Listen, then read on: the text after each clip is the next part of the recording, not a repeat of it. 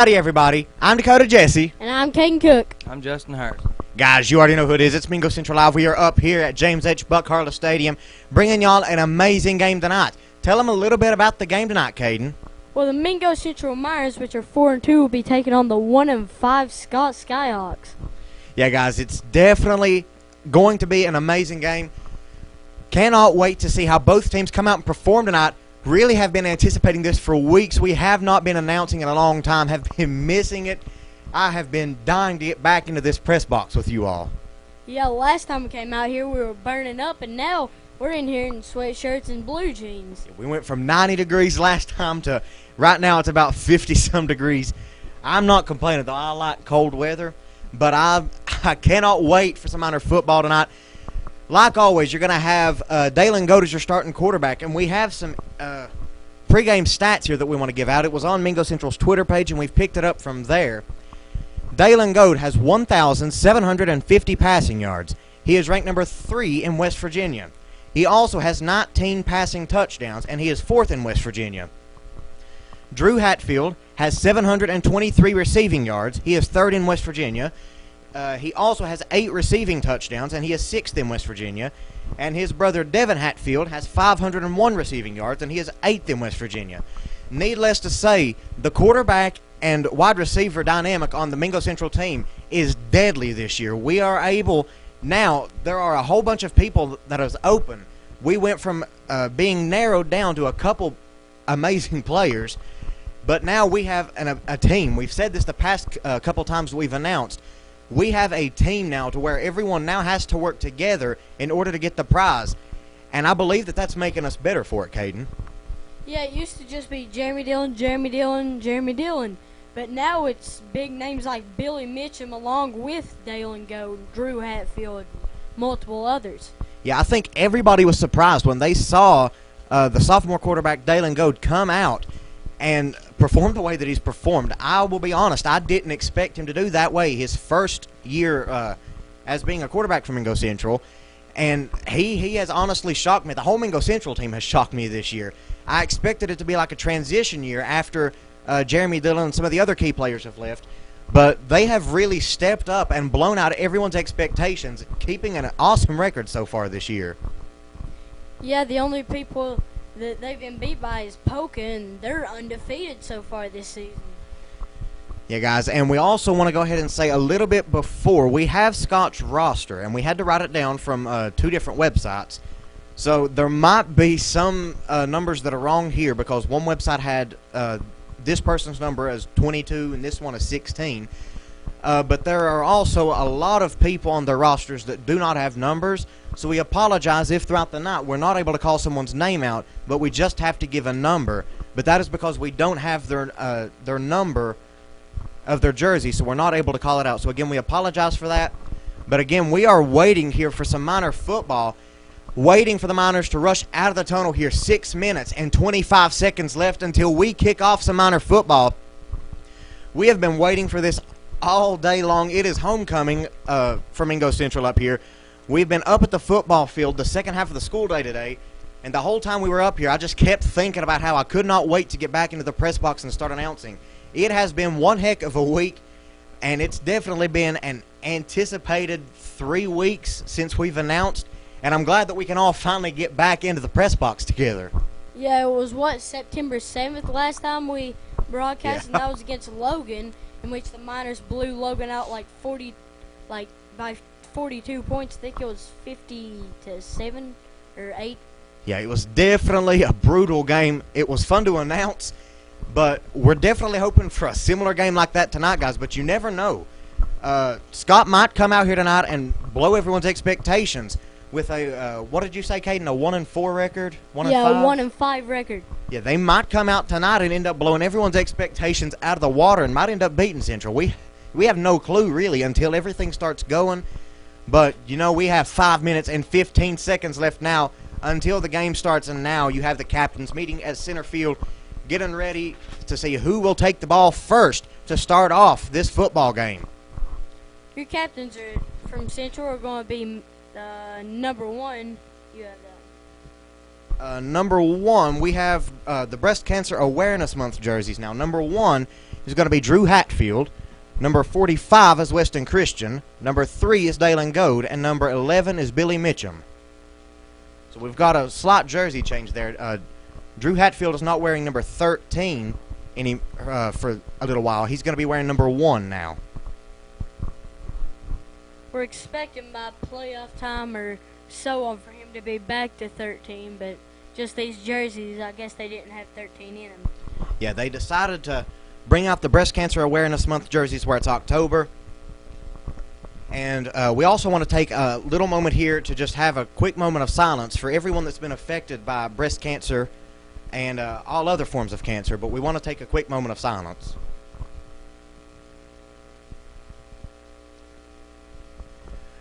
Okay, we're down to 4 minutes left now until we kick off some minor football.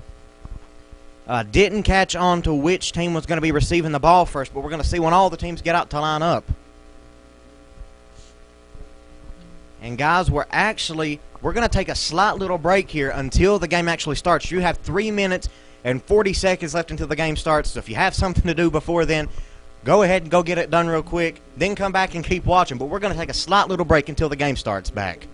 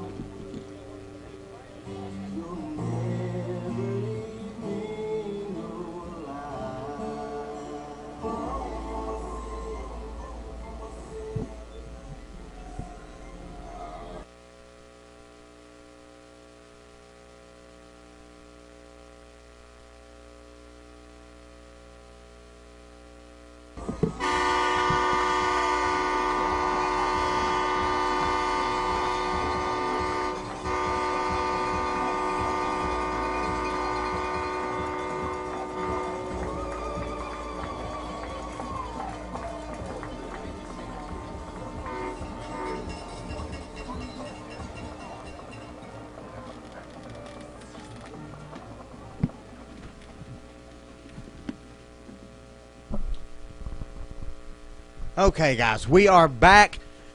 I always love to see at the beginning of each Central game that little thing by Travis Hatfield there. That always gets every Miner fan stirring in their soul a little bit, ready to see some Miner football. As now we are awaiting this game to get off. It's going to be 12 minutes on the clock, starting off the first quarter here, as we have been waiting for this moment for a long time.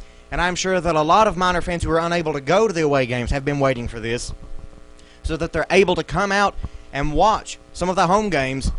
Because, guys, Central has been amazing these past few weeks. They had a bad loss to Poca, but besides that, they have been on fire, being able to stay on top of their competition, and it has been amazing. And I'm glad that we've been announcing this Central team because it's exciting to watch them. Yeah, it is. You know, big plays with Drew Hatfield and Dalen Goad all the time. I mean, this Miner team has really came out this season and showed people what they didn't think they'd see, which is a real successful team. It looks like Scott is going to be receiving the ball first. Mingo Central will be kicking it off with number 11, big bad Billy Mitchum, kicking it off. He has also surprised me a lot. He has came out, and last year our kicking game has struggled the past couple years, but he has came out and he's able to punt as far as you want him to. He's able to kick it however you want him to. Billy Mitchum has been an amazing player that has surprised me this year. And now we're waiting for the ref to set the ball. Now, not the ball to set the ref down. We're now waiting for the ref to set the ball down. Waiting to see what's going on here. And now we are getting ready to finally get to announce some minor football here as number 11 Mitchum backs up, getting ready to boot the ball down the field. Going to have number 3 and 23 back for Scott receiving. And the ball is booted down the field. It's going to be received by number 3. It's going to go back into the end zone for a touchback. Billy Mitchum's kick back for a touchback. Skyhawks start on the 20-yard line.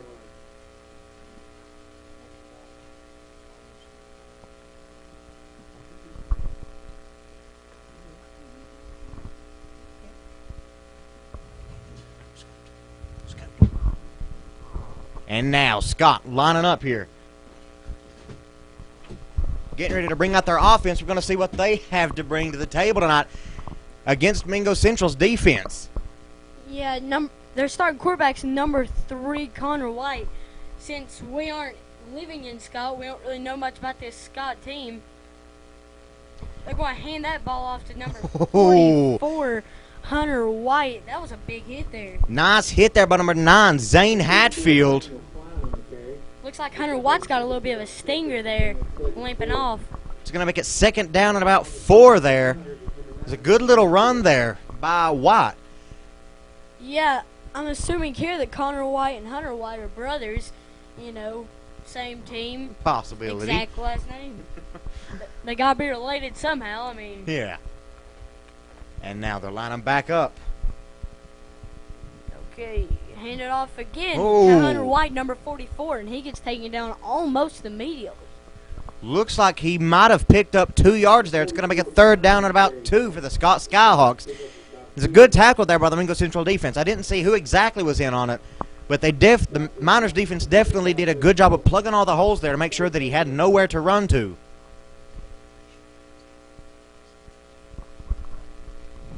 Number 10 on the bottom of the screen is going to be your only receiver really out wide.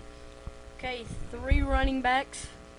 Okay, going to hand it off to number 44 one more time, and he picks up very little, if anything. And he's going to, looks like he's going to gain maybe 1 yard.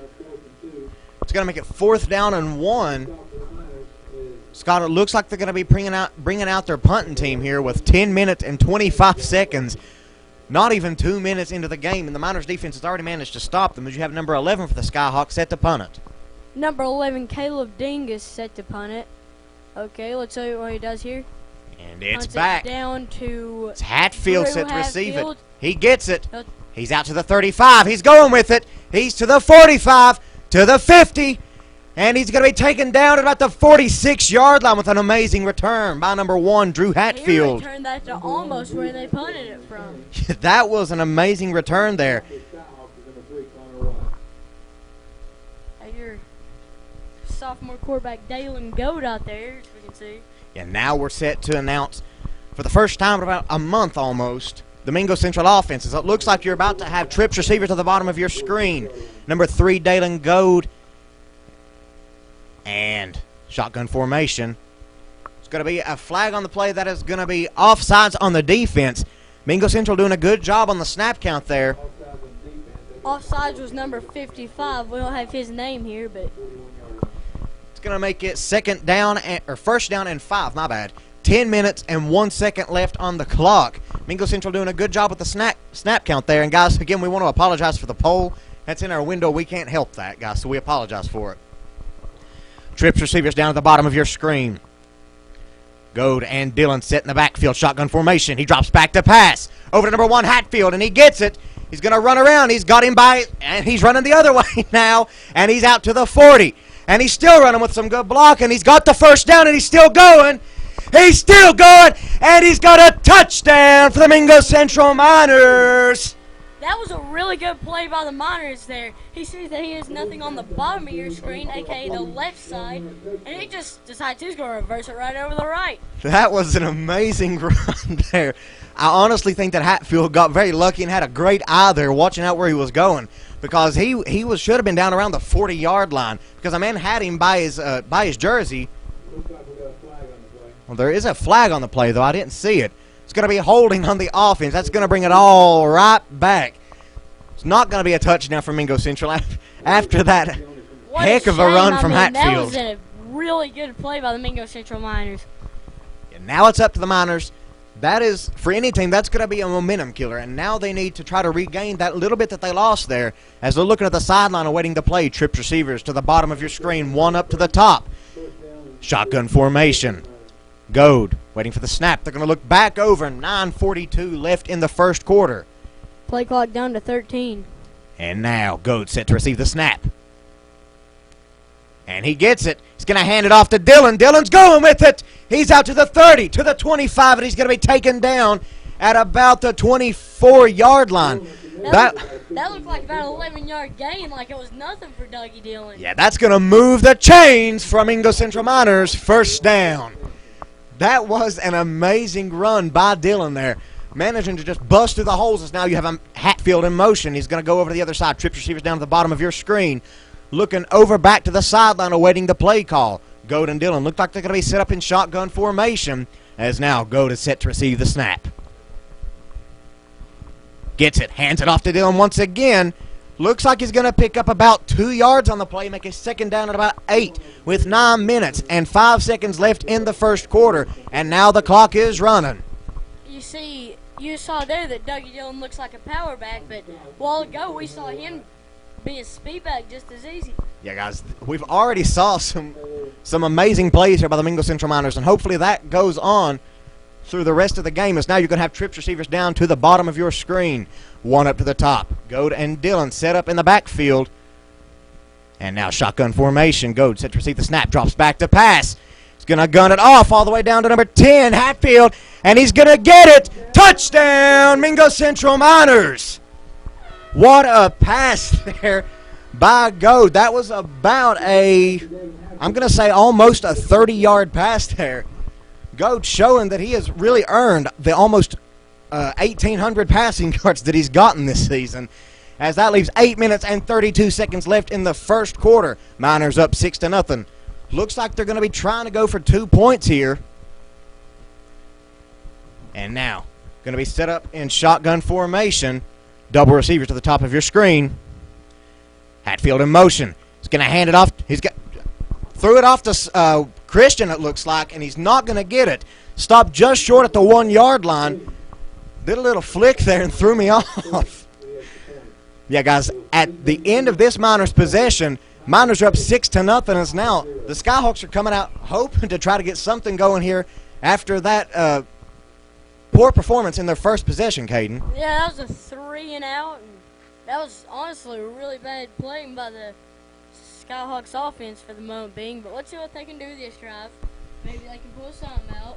Yeah, you know they have to be trying to get something going in that huddle over there, hoping that they can manage to get a play set together here to go against the Miner defense, because the Miner defense is very deadly. They can almost stop anything you throw at them, but you have to shake them off. If you give them consistency, the Miners will manage to stop it. And those first 3 plays, that's all the Skyhawks did, was they gave them basically the same play every time. And hopefully the Skyhawks will manage to overcome that so we can have a decent game up here on the mountain tonight. As number 11, Mitchum, is set to boot the ball down the field once again. And now, ball is kicked, and it's going down. It'll be taken by number 3, Connor White. He's going with it. He's to the 25. He's still trucking with it. And he's going to be taken down at about the 27-yard line, it looks like. Quite an impressive return there by White.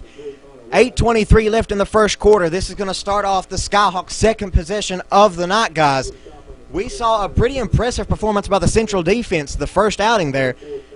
Now the Skyhawks, they have to come out and try to build their momentum back up. and try to get past the Miners defense so that they can manage to get into the end zone and keep this a tightly contested game here as they're setting the line up now, Caden. Yeah, they are. So far, they've just got it to 44, but right now you'll have number 10 at the bottom of your screen.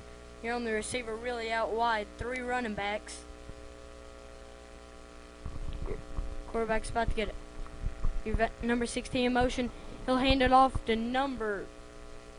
I couldn't even see. It's going to pick up about 4 yards, and I couldn't manage to see who was on the carry there. Oh, there's a fumble on the play, and the Miners got it. The ball. That was quick. Well, we talked about the Skyhawks needing momentum, and that is not one way that they needed to get it. I didn't even know there was a fumble right there. I didn't either. This stadium sounds dead tonight. I'm not going to lie. The Miners fans, they're not being as loud as they normally are.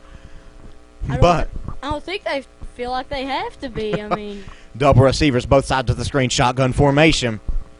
Looking back over to the sideline, 8:16 left in the first quarter. It's like Goat's signature play. They try to get him to jump off sides, and then they just look back to the sideline trying to get the play.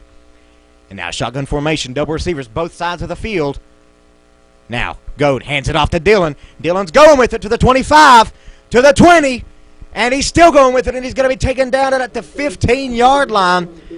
That is going to move the chains for Mingo Central Miners. First down. Dougie Dillon just having big carry after big carry today.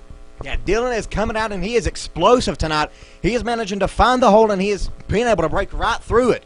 Trips receivers now at the top of your screen, shotgun formation. Ball a snap, Goat over to Hatfield. Hatfield's going with it, 15 yards, and he's going to lose the ball, it looks like, right at the end zone. He dropped the ball right before he could get into the end zone. Not quite sure if someone smacked it or what happened. Looks like it's almost on the line.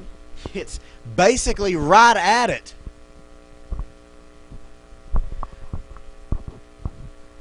And now, not quite sure what's going on here, but they're switching out the entire team. I believe they called it a touchback.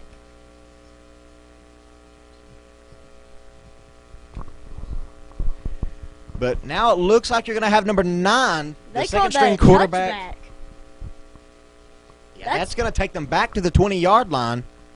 That's going to be Skyhawk ball. Huh. I haven't seen that happen before. I haven't either. Well, now it's off, and he's going with it. Number 44 is going to be fumble on the play. It's going to be recovered by the Miners. The Miners again with another fumble recovery. Oh, looks like number 44 will be hurt on this play. And again, guys, we want to point out that whenever someone gets hurt, we don't show them out of respect for the player and out for the family and out of the team. So we're not going to show it, but this has been one interesting game so far. We have saw fumble after fumble from the Skyhawks. And then not quite sure what happened with Hatfield there as he went into the 1-yard line. Kind of just looks like he tossed the ball almost out of bounds.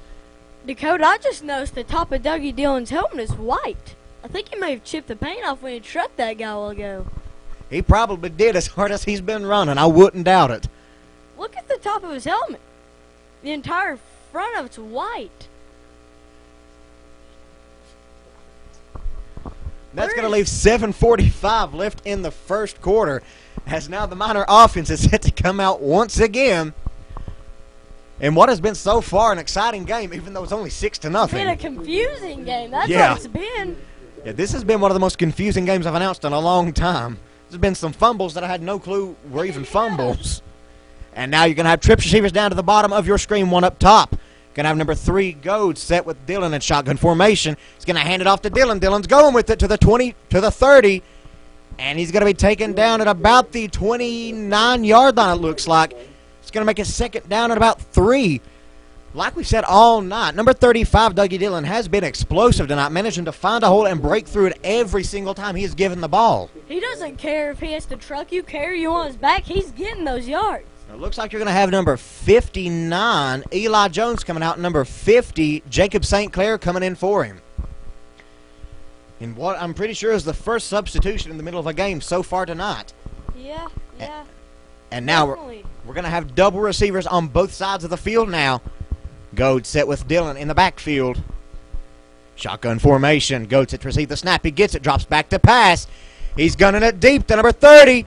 And he's going to get it. Touchdown, Mingo Central. That is number 30, Isaac Moore, on the reception for the Miners. Goad once again showing that he wants to stay in the top 5 with his passing touchdowns and his passing yards. And I got to say, what an amazing reception there by number 30, Moore. This Miners team has been dynamic all around tonight, Caden. Yeah, and I know Drew hasn't got a touchdown yet, but his little brother Devin has. I mean, he hasn't been targeted much this season, and Isaac Moore with the touchdown, we haven't seen a lot out of him either. And now, looks like they're going to be setting up, going for 2, it looks like maybe. Not quite sure. They're going to get it. It's going to hand it off to Dylan. Dylan's running with it, and it's going to be good. He'll get the 2-point conversion. 7 minutes, 6 seconds left in the first quarter. Miners up 14-0, and what is shaping up to be a blowout game so far tonight, Caden. Yeah, it is, and you know, whenever the Skyhawks are going over this huddle over here, they're just trying to find different ways to get one up on the Miners, but they haven't been able to so far. And guys, we also want to take a minute to thank each and every one of you who have subscribed to our NFHS site and watch it. I know the team greatly appreciates it.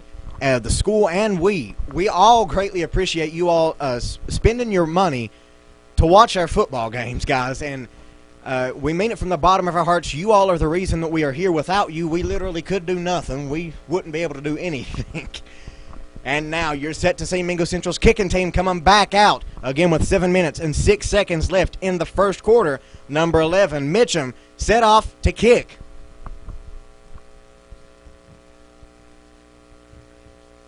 This is the first time Mitchum's actually put the ball in the middle of the field. It's always been on the bottom of the screen here. And now he's set back, ready to kick it off. And he's going, and he boots it down the field once more. That'll be back to number 3 again, Connor White, your quarterback.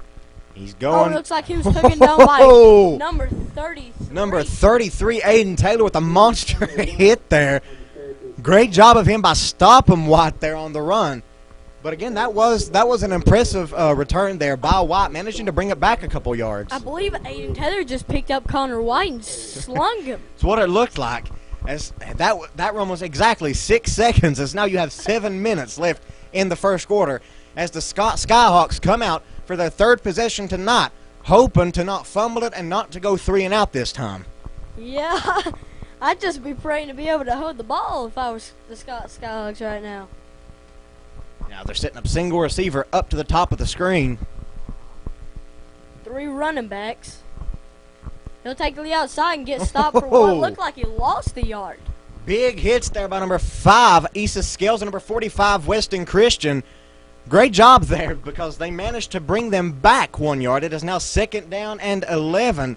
6:40 left in the first quarter, and the clock is now running. You got to give this Myers defense. They haven't let up anything tonight. Yeah, they have not allowed anything to go through.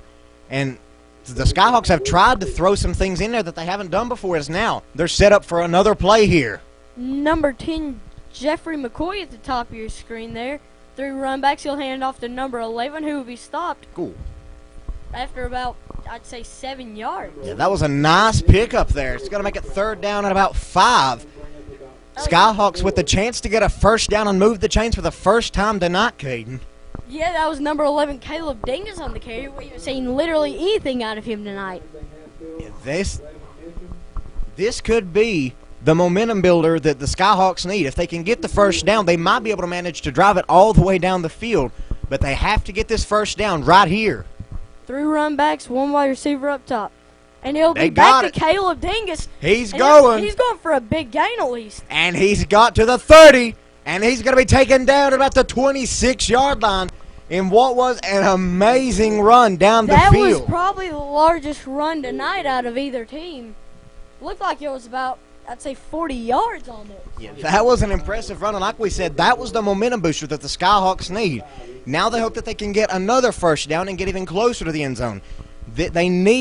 They desperately need to get a touchdown here so that they can stay within a score of the Miners. As now they're setting the line back up to try the Miners defense once again. You know, you hardly ever see them actually going for a 3-point version of a field goal in high school football. So, you know, it's pretty much touchdown or nothing for the Skyhawks right now. Fumble on the play. It looked like it was recovered by the Skyhawks. Number 11 Dingus on the fumble. Yeah, it's going to be recovered by the Skyhawks there. Looks like the Skyhawks recovered it. What They have a second down, could have been a costly turnover there. 21-yard line. That went positive for 5 yards there. So. It was a good fumble. Went the right way that they needed it to Yeah, go. that was actually a positive fumble for the Skyhawks. I mean, 4 minutes, 50 seconds left in the first quarter. The Skyhawks are lining up once again to try the Miners defense. you barely ever get a positive fumble in, football. 3 run backs, 1 receiver at the top of your screen there. Looks like it should be a false start on the offense. Yeah, that is going to be a false start on the offense. That's going to move them right back. That nice fumble that they got, it's nothing now. It's going to take it right back to 2nd down and 10. Might as well have lost the ball at the line of scrimmage and kept it there. Yeah, that's going to leave 4 minutes and 34 seconds left in the first quarter.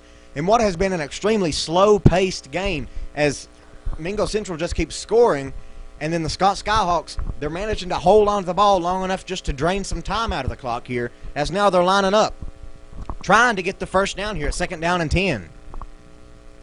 3 run backs, same as usual. I mean, he's going to actually go Uh-oh. pass this time. Looks like he has heavy pass pressure, and it'll be incomplete.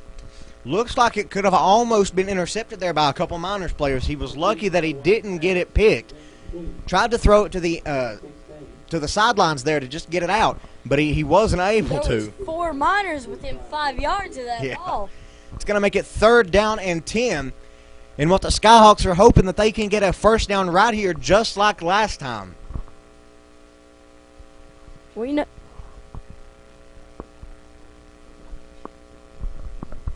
They're coming out of the hole now. Number 10 at the top of your screen. 3 running backs. Number 3 about to receive the ball. He'll get it. Fake the handoff. Oh. Looks like he's going to be sacked. Oh! Big loss there. It's going to be a flag on the play, though. Looks like it could be against the Skyhawks as number 28. Zach Patrick, his helmet came off on the field. Not quite sure who it'll be against, though. Have to wait to see what the White Hat says. 8-yard loss by itself. If it goes against the Skyhawks, it'll be even greater. Yeah, that could put the nail in the coffin for this possession for the Skyhawks. Got to wait to see what the officials say here. The only thing that could have made that play worse was a fumble. Yeah, that's going to be against the Skyhawks. Got to wait to see where they're going to place the ball at. There were two penalties. One was on the Miners, one was on the Skyhawks. It's going to be offsetting, so only the sack will bring them back. But that is still going to make it about 3rd down and a country mile for them to go. Yeah, 4th and 15 it looks. Yeah, they really have to put up a prayer here to get this first down.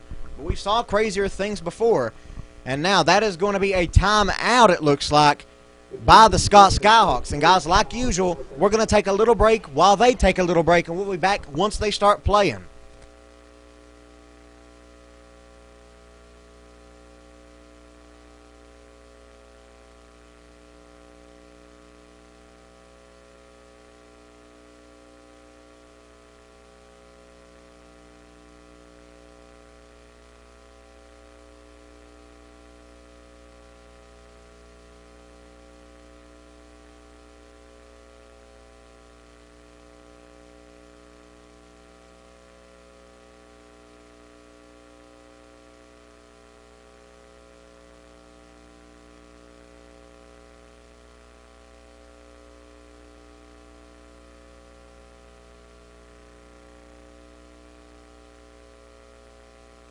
And we're back, getting ready to start off Skyhawks, 4th down and a country mile here. Looks like they might be going for it. 3 run backs and number 10 on the top of your screen, as it usually is. He receives it. He's going to hand it off to number 11. It's going to be taken down for another loss. Looks like he's hurt as well. He's going to be injured as well. And again, we don't show injured players on the field out of respect for the team, them, and the family, guys. But, guys, this Miner defense has been explosive tonight. managing to stop everything that comes their way. The Skyhawks did manage to get an extremely great run there for almost around a 30 or 40-yard gain. That was a great run. But we have 3 minutes and 51 seconds left in the first quarter, as we are set in a little bit to see Mingo Central's team come back out on offense. So far, it is 14-0. This is shaping up, like I said earlier, to be a blowout game unless the Skyhawks can manage to turn something around in this game, as now we see the Skyhawks player managing to get up and get back off the field, and we're glad to see that. We hate to see anyone on the field hurt or injured, and so we're glad, and we're still going to send out prayers to him and his family and make sure that he has a good recovery, as now the Mingo Central offense is coming back out. First and 10, 3:51 left in the first quarter. They are up 14-0. Right now, they're just going to increase the lead because it's already the first quarter. They have a 14-point lead. Looks like you're going to have trips receivers down at the bottom of your screen. Goad and Dillon, shotgun formation. Now they're going to look back over the sideline. Couldn't get them to jump off. And now, single receiver up to the top. It's going to be scooting in a little bit. Shotgun formation. Goad receives the snap. He's going to dart it over to Hatfield. Hatfield's going to be taken down for a gain of about 3 on the play. It's going to make it second down at about 7. It's a nice little pass there by Goad, managing to get it off to Hatfield for a couple-yard gain there.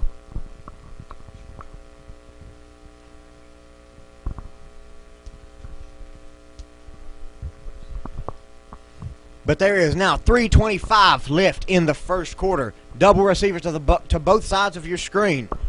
Goad and Dillon set back in the backfield. Shotgun formation. He's going to get it. He's going to keep it. He's going to run with it. He's going to move the chains. He's going to be taken down at about the 48-yard line, it looks like. That's going to move the chains for Mingo Central Miners. First down. And, Caden, I have to say, what an amazing game this has been so far tonight. Again, double receivers, both sides of your screen, shotgun formation. Going to look back over to the sideline, awaiting the play call. I think number 55 for the Skyhawks gets frustrated whenever they do that. I would, too, if I was out there, because that's extremely time-consuming. And now, they're set. Go, drops back to pass. He's going to gun it off. He'll get hit hard.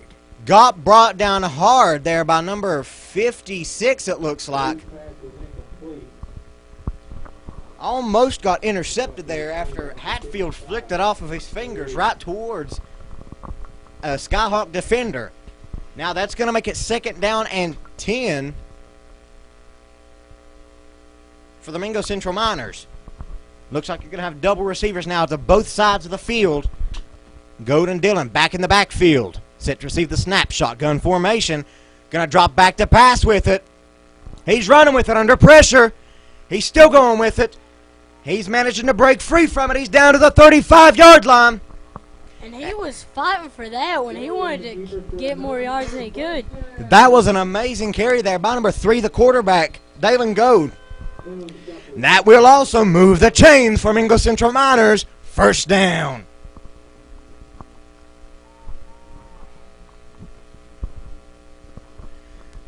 This has been an explosive game, running and passing for the Miners.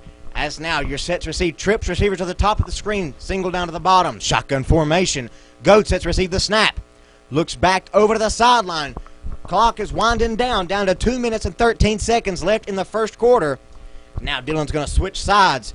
Goat set to receive the snap. Drops back to pass. He's going to throw it deep to Hatfield. And he's going to drop it after he almost got it off the fingertips of the defenders there, almost right into the hands of Hatfield. And what would have been a beautiful play like we saw a couple weeks ago here. Yeah, the Logan game, he caught one that you would have thought was incomplete whenever you looked at it, but no, he grabbed it with pretty much his stomach in one hand. Now, guys, we have 2 minutes and 2 seconds left in the first quarter. Looking at the sideline, it looks like they're going to have double receivers on both sides of the field. Goad and Dillon set back, shotgun formation, drops back to pass. He's going to gun it off to Hatfield, and he's going to get it. He's going to break free from one defender. He's still going with it, and he's going to get down at about the 22-yard line, it looks like. And that will move the chains for Mingo Central Miners. First down. This has been an explosive game, like we have said time and time again tonight. Goad and Hatfield and Goad and Dillon all managing to be able to do some amazing play. And now double receivers both sides of the field. Goad hands it off to Dillon. Dillon's going to run with it, and he's going to be taken down. Looks like maybe for a loss of one. Actually, he's going to be stopped just at the line of scrimmage. It was a good stop there by the Skyhawks defense, managing to stop Dillon, who hasn't been stopped at all tonight so far until then.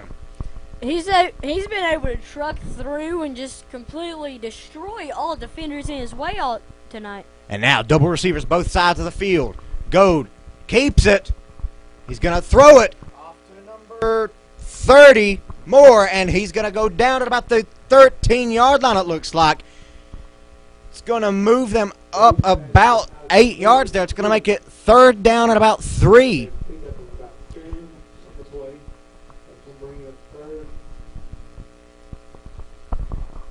And now, 43 seconds left in the first quarter. Miners looking over to the sideline. Double receivers both sides of the trips receivers up to the top now as Dillon goes out.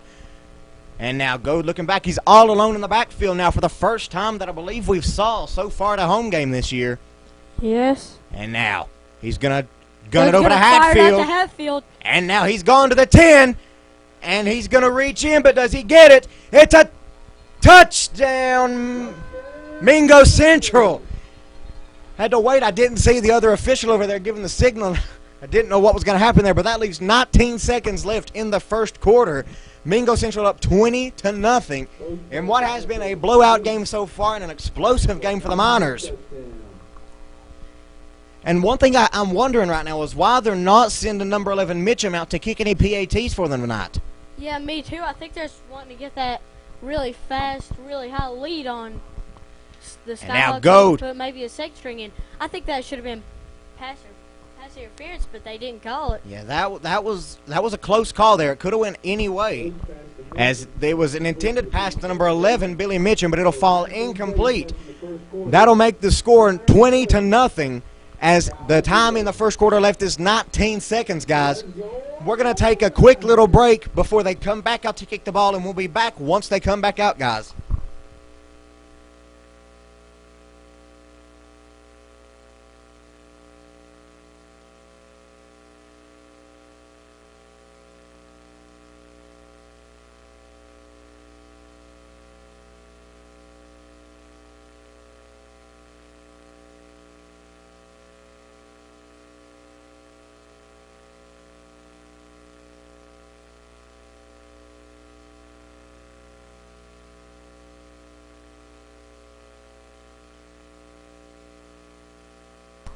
And now we're back to see number 11, Mitchum, kicking the ball off once again after that amazing touchdown there by the Miners. The Skyhawks now really looking to get something into the end zone, at least this first half now, as they desperately need something to keep their momentum going for them. As we have an impressive crowd out here at Mingo Central at James H. Buck Harless Stadium tonight, as now number 11, Mitchum. He's going and he boots it. Going to go down to the 30-yard line, picked up at number 20.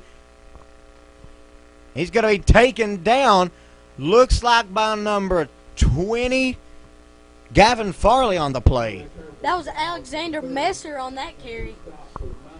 Mitchum doing a little squib kick there, just managing to get it just a couple yards out, but not kicking it all the way down the field. And now, 15 seconds left in the first quarter. Skyhawks looking to get something done in this quarter in the first half now, as they have possession for, I believe it's the 4th or 5th time tonight. Yep, the Skyhawks go have their same formation they've had all night, except the receiver at the bottom of the screen. Now, receiver misses his block, and the run back still manages to get by. He's going with it. And he's going to run out of bounds at about the 41. That was number 16. Well, we don't have his name on here. That'll move the chains for a Skyhawks first down. Guys, that 7 seconds left in the first quarter. That was an impressive run there by the Skyhawks running back. And again, guys, we don't have names for a lot of the Skyhawks players because they're not on any of the rosters that we could find. As now they're lining them back up. They're going to have one receiver at the bottom of the screen, 3 running backs. Looks like they're running a wings type of formation. 44 is going to head up the gut. He's going to be taken down at the line of scrimmage by Weston Christian, I believe. Big hit there by Christian. He just took 44's legs right out from under him. That will be the end of the first quarter with the score. Mingo Central up 20-0. Again, guys, we're going to take another short little break here. We'll come back at the start of the second quarter to bring you all the game.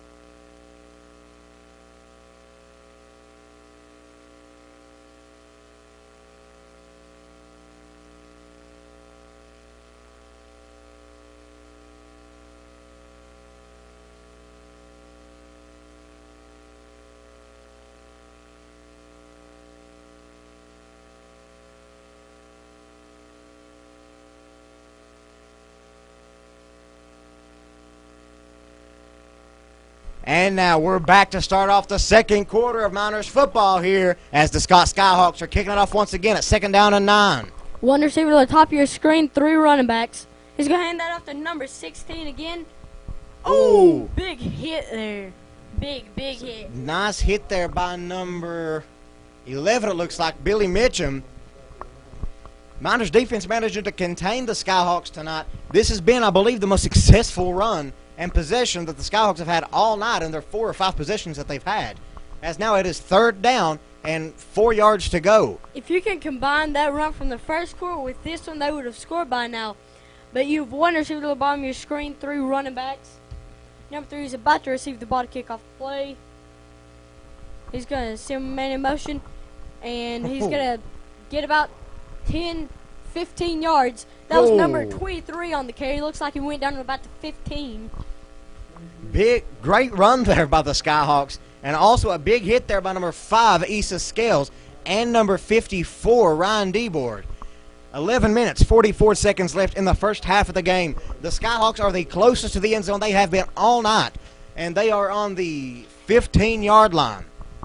And now they're getting ready to line back up onto the line. Mingo Central's defense has managed to contain them for the most part, but it seems that right here something is happening. The Skyhawks are being able to get around them in these plays that they're running. They have their own new type of momentum. Number 16 will be number 17 will be bottom of your screen on the receiver. He's going to hand it off to, and it'll be a fumble. He didn't really get the handoff off. It's going to be recovered by Mingo Central. Just the way the Skyhawks are having a good drive. Looks like it's going to be number 77 on the recovery there, Levi Davis. The Scott Skyhawks cannot get a break tonight as they have fumbled almost every time they have touched the ball. That's got to be something that they have to work on here. They don't have good ball control at all. And usually I don't say something like that about a team, but no, they have fumbled every time they've touched the ball almost. Like, I think out of the 4 possessions they've had, 3 have been given over by fumbles. And I'm not sure, but they might have a young team, and that might be what's contributing to it. But I'm not sure because, again, we don't have anything on the rosters for it.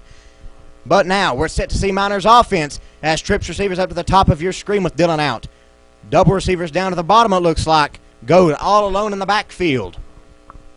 And now he's set. It's going to be a flag on the play. It looks like a flag on the play. It's going to be false start on the Mingo Central Miners. That's going to push them back. Not quite sure who it was on. I don't think Coach Sammons knows what happened either.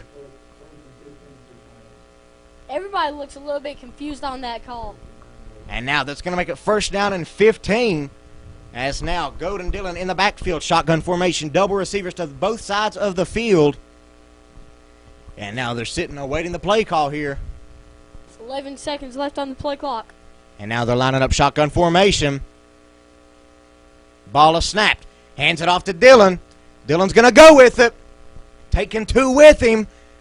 Getting helped out there by number 61, Chris Asbury. And guys, that was an impressive run there, picking up about 5 yards there, or 6 yards there for the Mingo Central Miners. Dylan, like we said all night, has been explosive, managing to find the hole against the Skyhawks and busting through. And now they're looking back to the sideline, awaiting the play call. Looks like you're going to have double receivers at the top of the screen, a single receiver down to the bottom. Goad and Dylan set back, shotgun formation. Ball is snapped. He drops back to pass. He's going to gun it off, and he's going to get it with one hand by Billy Mitchum. That was an amazing catch there by Mitchum and a great pass by Goad. They have managed to find a type of relationship here tonight between the quarterback and the wide receiver, and they have been connecting every single time that it's thrown almost. All 4 receivers too, not just Drew and Billy. I mean. And that's going to leave 10 minutes and 20 seconds left in the clock. As now, number 1 Hatfield gets it, and he's going to keep going with it, and he's going to pick up about 6 yards on the play there. About 7 yards, actually. It's going to make it 2nd down and 3 as the Miners keep moving the ball down the field little by little, leaving right under 10 minutes on the clock now, and the clock is still running. Looks like they're going to keep a fastball here. And now, he's going to drop it back, and he's going to hand it off to number 32, it looks like. 35, actually. That was Dylan, and he manages to pick up about 2 yards on the play there. He's going to be taken down by 52, 72, and 55 for the Skyhawks. Skyhawks managing to get all over that play, making it 3rd down and inches for the Miners. 9:35 left in the first half. Now it looks like they're going to slow it down just a little bit. It's going to be an official timeout. Looks like they might measure the ball here to see if they got the first down. This could potentially move the chains for the Miners. Now we have to wait to see what they judge here and what the chain crew gets.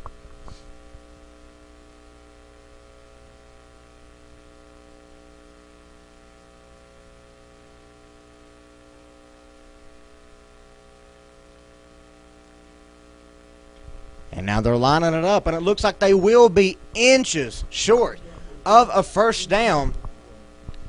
Again, that's going to leave 9 minutes and 37 seconds on the clock. That's going to stop the clock. Drew Hatfield almost got took out by the chain crew.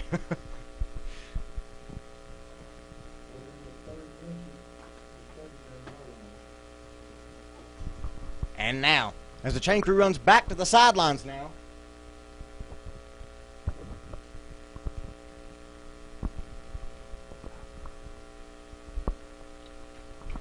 And now we're set to see Miners offense come back out once again as we are 3rd and inches from a first down. Going to have a single receiver up to the top of the field. Looks like double down to the bottom. Goad and Dylan in the backfield. Shotgun formation looking over to the sideline awaiting the play call. 16 seconds left on the play clock. And now they're lining back up, ready to snap it off here with under 10 seconds left. He gets it. He's going to keep it. He's going to move the chains, and he's going to keep going. He's going to get down at about the 49-yard line. Some Miner fans looking for a late hit call there. On number 55, that was sort of late. Yeah, possibly could have been a flag thrown on it there. And it looks like it might have been. There was a flag thrown. Going to have to wait to see what they rule here. That's going to be what it is. It's going to be a personal foul against the Skyhawks there. And that's going to move the Miners up quite a while, quite a ways. As 9:14 is left in the first half. We are inching ever closer to halftime here as the Miners are up 20-0. And now it is still Miners' possession. It's going to move the chains. And that's going to make it Mingo Central first down. Double receivers it looks like you're going to have down to the bottom of the field. Single up to the top. Shotgun formation. Goad and Dylan in the backfield. Hatfield in motion. Goad is going to hand it off to Hatfield. He's going to keep juking and jiving. He's picking up about 4 yards on the play, it looks like. Not quite sure who it was on the play, but someone jumped like a spider monkey over top of someone there. I just saw it out of the corner of my eye when I was watching Hatfield go down. Dougie Dillon had an absolutely incredible block whenever Hatfield was first coming around. And now, Miners offense looking back to the sideline awaiting the play call. 8:30 left in the first half. Looks like double receivers down to the bottom, single to the top, shotgun formation. Hatfield in motion. He's going to hand it off to Dillon this time, and he's going to keep going with it. He's going to pick up about 4 yards on the play, make it 3rd down and about 3 for the Miners now. Miners are managing to slow down the yard pickups here. And now you're going to have number 28, Zach Patrick, coming in for number 35, Dougie Dillon. Now we're going to have number 3, Goad, and number 28, Patrick, in the backfield setup, as it looks like you're going to have double receivers down to the bottom of the field as well. A single receiver up to the top. 7 minutes and 50 seconds left in the first half of game as they are still looking to the sideline, awaiting the play call with under 10 seconds left on the play clock now. And now shotgun formation. He's going to get it, and he's going to hand it off to Patrick, who's trucking with him. He's packing 2 of them with him. And he's going to go down, it looks like, for a loss of about 1 yard on the play. Looks like actually it's going to stop just at the line of scrimmage. It's going to make it 4th down and 3 for the Mingo Central Miners. That's the first 3 receivers, Zach Patrick tonight, or pretty much any game so far. And it looks like they're going to keep them out there to go for it here. If I had a lead 20-0, I'd be going for it too, because you don't have much to lose in this situation. You only have yards to gain. You don't have, you can't take points from them. Now it looks like the Miners are going to be calling a timeout here. And we're going to take a little break while they take a little break, and we'll be back to you all when they come back.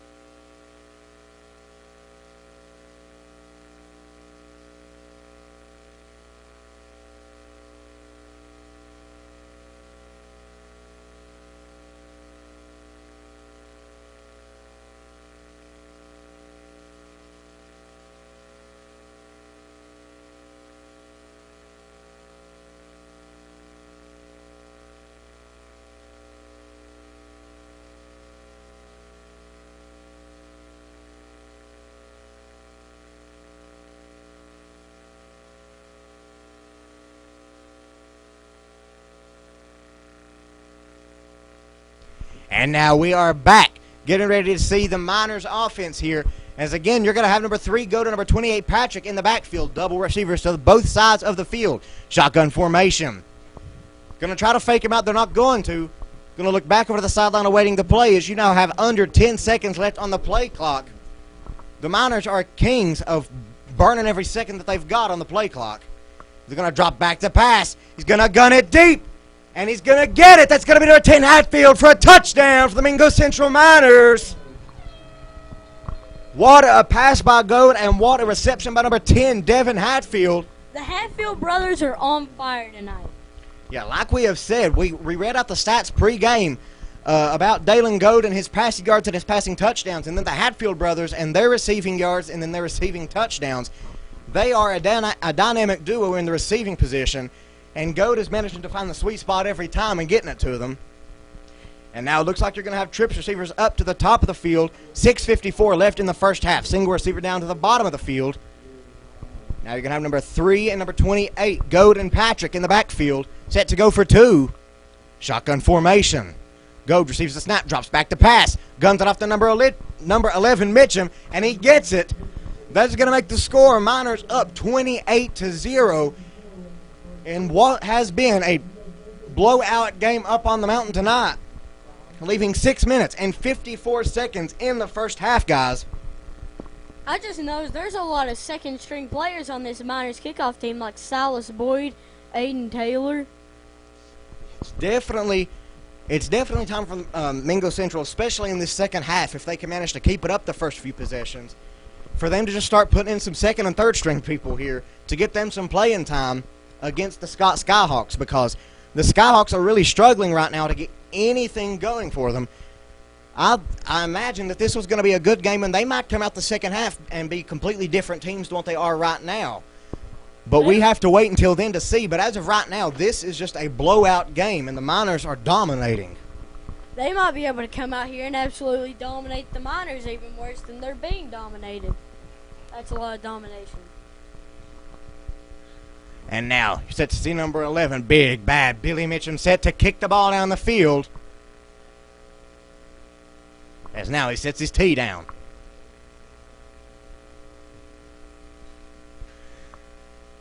And now he's lining up.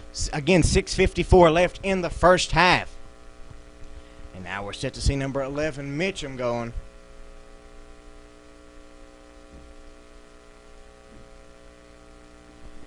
And now we're still waiting for it. And he's going to boot it all the way down the field.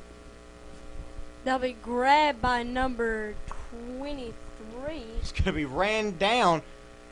He's still going with it. He went flying. Bobby took out by Hunter Doss for a pretty good game there. I noticed number 44 also, Silas Boyd, running him down all the way, managing to grab his jersey, but falling short right at the last second. Great stop there by the Miners. And that was number 20, Gavin Farley, on the stop for the Mingo Central Miners. As now we're set to see the Skyhawks come out. I'll get it out here in just a little bit. Number 17 up top, 3 running backs in the backfield. Number 3 is getting ready to receive to kick off the plate.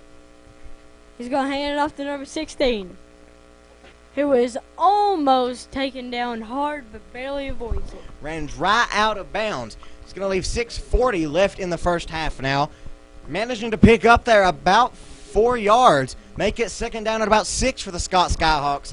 Skyhawks really have to get something this first half if they want to have any momentum at all going into the first half. And even then, they're not going to get a whole lot from it. But now they're lining back up, trying to get this first down. There's one receiver up top, 3 running backs in the backfield. 16 goes in motion. He's going to hand it off to number 64, who's been, I believe, the 5th running back to be back there tonight. Looks like it's going to be number 45, Weston Christian, on the tackle, taking him down. It's going to make it third down and about a yard there for the Skyhawks to get the first down. They've rarely been in this position tonight, but what times they have managed to convert more often than not. And now they're lining back up. It'll be 3rd and 2 with 3 running backs at the backfield, one receiver up top. He'll hand it off to, I believe, 64, who got took down immediately for about a loss of 1. It's going to be number 45, Weston Christian, in on the tackle once again. Christian managing to get it in there more often than not to plug some holes there and to manage to stop them. As now you're set to see number 9, Zane Hatfield, coming out. Number 1, Drew Hatfield, coming in. Set to receive the punt, I guess is what they're assuming is going to happen here, as it is 4th down and 3 to go for the Skyhawks. 5:35 left in the first half. Nope, Skyhawks are going for it, I believe. They won't be punting unless they're faking it here. Same formation as always. If they're going to throw a flag, looks like it's going to be false start on the offense, unless I missed something somewhere else. Well, they're going to wave the flag, and that'll be a timeout for the Skyhawks. And again, guys, we're going to take a break while they take a break, and we'll be back when they come back.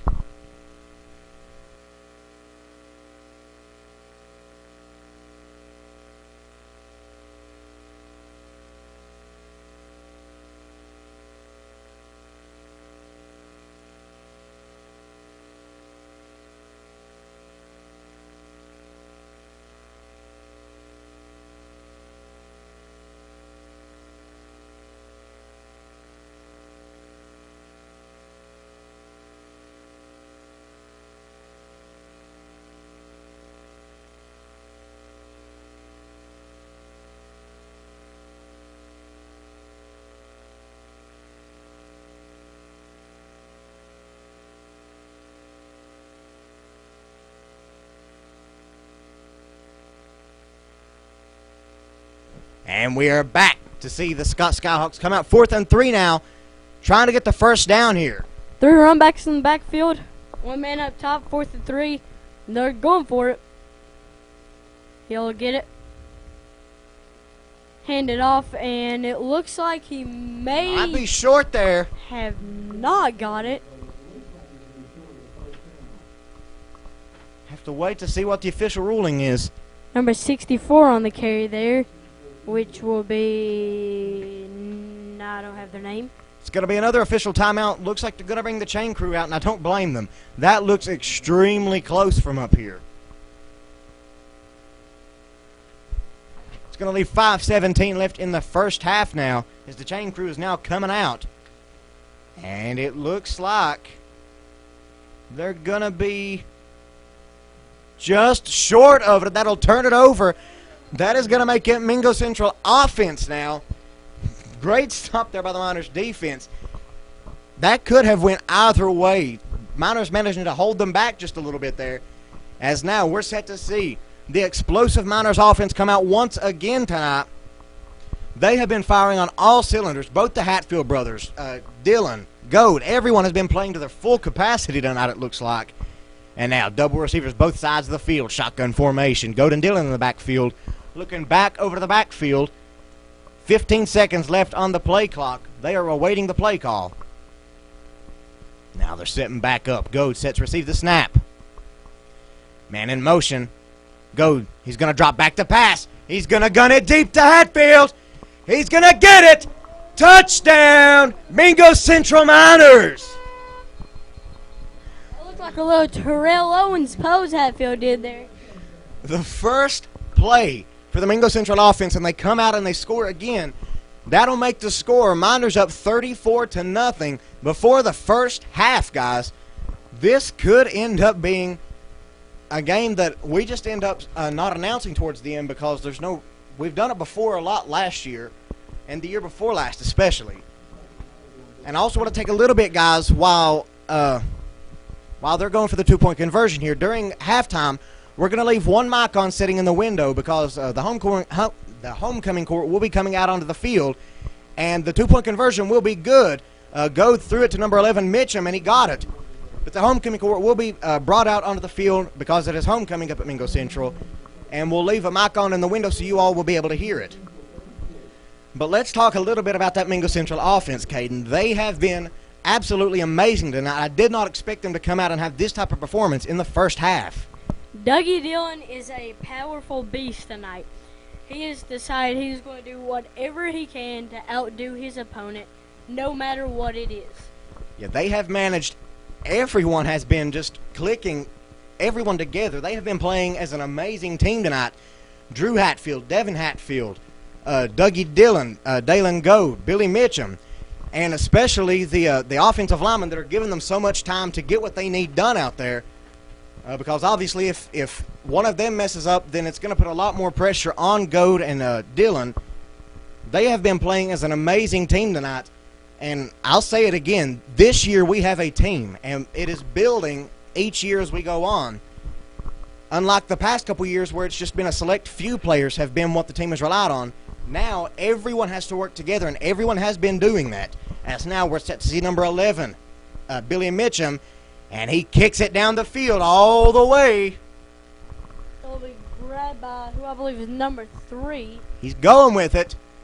He's joking and jiving, and he'll be taken down about the 39. There's a big gain there, and it's going to be number 5. Issa Scales on the hit.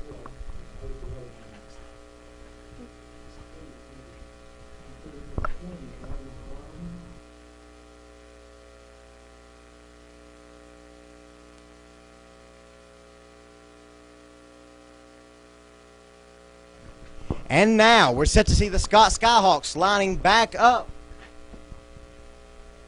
And now 3 run backs in the backfield, 1 up top. Let's see what the Skyhawks can pull out here. He'll get it. He'll hand it off to who I believe is number 16. And he was pretty much just outweighed there. Number 28, Zach Patrick mounts him and rides him down to the ground like a horse. He thought, I'm Dougie Dillon, I could carry this kid, but he couldn't. Let's be honest, he just couldn't. 4 minutes and 40 seconds left in the first half. This game has been creeping along. So many stoppages in the clock. And now, the Skyhawks set to come out, Caden. Same formation as usual. One receiver up top, 3 run backs in the backfield. He's going to get it. Hand it off to a big man, 64. Going to be taken down by a couple Miners on the play there. He was taken down pretty quickly. It's going to make it 3rd down and about 4 for the Skyhawks here. Again, they need to get this first down because right now they need some momentum. They need something to go good for them here. 68 leaves the field. Okay. They're going to come out of the huddle. 1 receiver up top. 3 run backs in the backfield. He's going. Number 16 goes in motion. He's going to get in a big hit. Big hit by, I believe, Billy Mitchum on there. Yeah, that's going to be an amazing hit there by number 11, Mitchum. Pushing them right back. That's going to make it 4th down at about 6 or 7 now for the Skyhawks. Now it's going to be 4th and 9 out here. Looks like they're going to be sending the punting team out. They might go for it. Right now, they need to get something, and they might just punt it to try to get it off to the Miners and hoping that the clock runs out here. You know, the Skyhawks just want something, anything to show that they've done good tonight.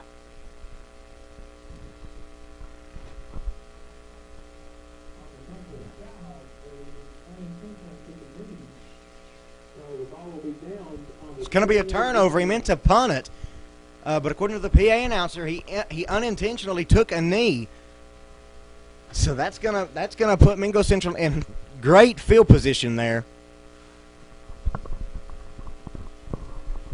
And now we're set to see the Mingo Central offense come out once again. I feel like I'm going to know everyone in their number by heart, especially after this game, because I have been announcing them so much tonight. And now, looks like you're going to have double receivers both sides of the field. Number 3, go to number 35, Dylan, in the backfield. Going to be setting up like that, just like they have all throughout the night. 2:57 left in the first half. Shotgun formation. They're looking back over to the sideline awaiting the play call. Now under 12 seconds on the play clock. Goes set to receive the snap. He gets it. He's going to hand it off to Dylan after faking the pass. Dylan's running with it. He's down to the 15-yard line, it looks like. What a pickup there. What a pickup there by the Miners and by Dylan.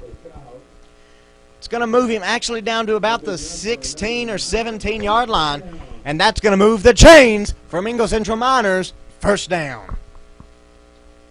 Dougie Dillon just outpowers people. That's how he gets it done, and I respect that. And now Dylan gets it once again, and he's trucking through him.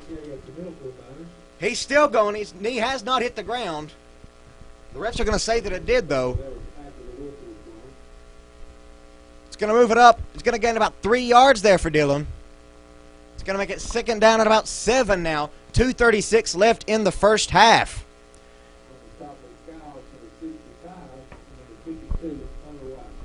And now they're looking back to the sideline awaiting the play call. And now double receivers both sides of the screen. Goad's going to hand it off to Dylan. Dylan's running with it once again. Looks like he's going to pick up about 3 more yards on the play there. It's going to make it 3rd down and about 3 now with 2 minutes and 7 seconds left in the first half. Mingo Central trying to run the clock, just trying to juice every second they can out of it now. As we are now under 2 minutes, you're going to have double receivers on both sides of the field. Everyone looking back to the sideline awaiting the play call. Going to have Goad and Dylan in the backfield. Shotgun formation. Goad set to receive the snap, looking back over to the sideline, awaiting the play call. And now set to receive the snap. He gets it. He's going to keep it this time, and he's going to run with it, and he's going to pick up about 2 yards on the play. It's going to make it 4th down and 2 for the Mingo Central Miners. I think it's the second 4th down the Miners have had tonight. Leaves 1 minute and 20 seconds left in the first half. Miners with the lead 36-0 as they are looking back to the sideline now. Looks like you're going to have double receivers on both sides of the field once again.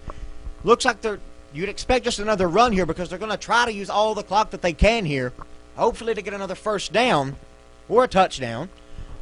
And now we are under 1 minute now. 3 seconds on the play clock. Go drops back to pass. He's going to run around with it. And he's going to gun it to Mitchum, and he's going to get it. Mingo Central Miners, touchdown.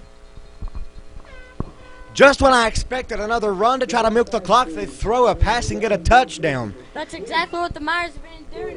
They'll run, and they'll pass it and get a touchdown. Yeah, that's going to overpowering the Skyhawks defense all night long. Yeah, that's for sure. That's going to leave 49 seconds in the first half now. You're going to have number 45, Christian, coming in for number 5, Scales. Looks like they're going for 2 again. And like we said earlier, I wonder why they're not using Billy Mitchum for their PAT kicks as much as they have been throughout. And now Hatfield in motion. Go. He's going to flick it off to Christian, and he's going to run it in, and the 2-point conversion will be good. That'll make the score. Mingo Central up 44-0. And at this pace, I have to expect that at halftime the stands are going to clear out. There's not going to be a whole lot of people left here in the stands besides the true Miner fans and the parents and us, because we stay until the fat lady sings. Ain't that right, Justin?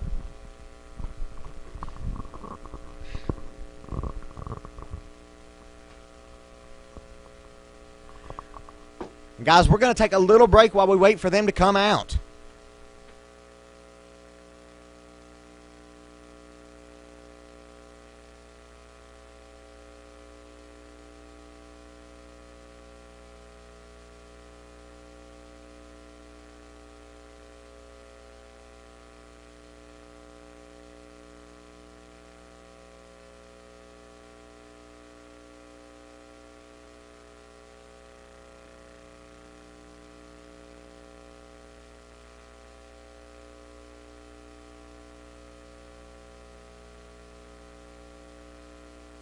And now we're back. Mingo Central set to kick it off. 49 seconds left in the first half. Miners up 44-0 as now Billy Mitchum boots it down the field. It'll be taken by number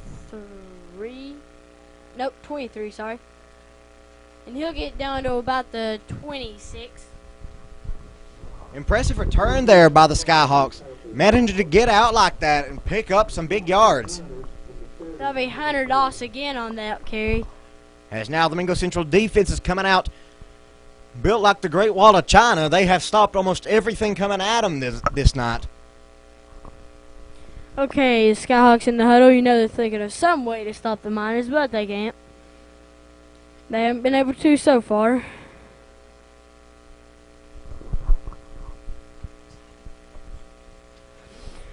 One receiver up top. 3 in the backfield. So if the Skyhawks pull out here, he's going to hand it off. No, he isn't. He's going to rush it. And he's going to be taken down by number 4 along with Weston Christian. It's going to be number 4, Caleb Edwards, in on that tackle with them. I think the Miners have put a couple of second stringers in. Skyhawks in the huddle again. It's going to keep the clock running now. We're at 10 seconds. They might just let the clock run out here and go into halftime. Looks like that's what they're going to do unless they try to get a playoff here in 3 seconds. They're not going to. That is going to be the end of the first half. Mingo Central with a crushing lead, 44-0. And now, guys, like we said, we're going to leave a mic unmuted and out of the window so you'll be able to hear the homecoming quarters. They're out onto the field. Again, guys, we'll be back at the start of the second half. Again, I'm Dakota Jesse. And I'm Kane Cook. I'm Justin Hurst. Guys, we'll be back for the second half.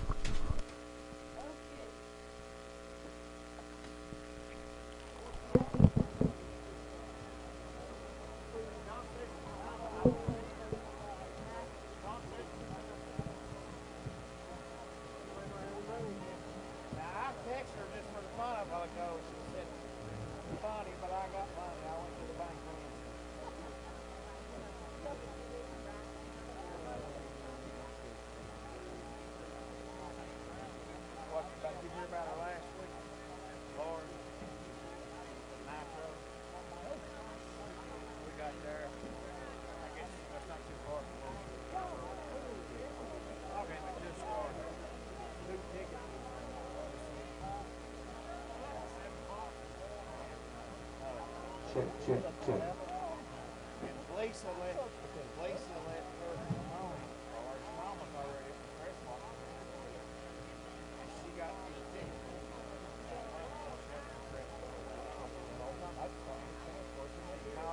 I guess that's how Lisa. I don't know. I really don't know anymore. Pay no attention to my mom. But I had on vibrating.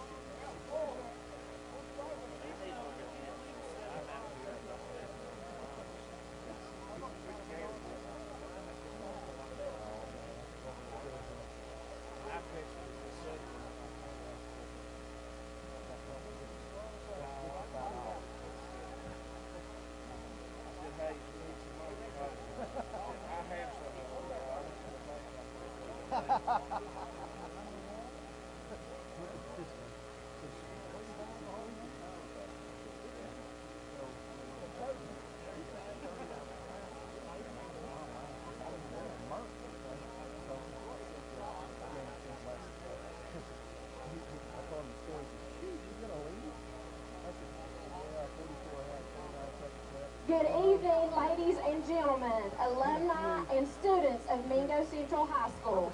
Welcome to the 2018 MCHS Homecoming. At this time, we would like to introduce this year's members of the Mingo Central Homecoming Court. Starting with our freshman attendants, representing the class of 2022, we have Kerrigan Barker.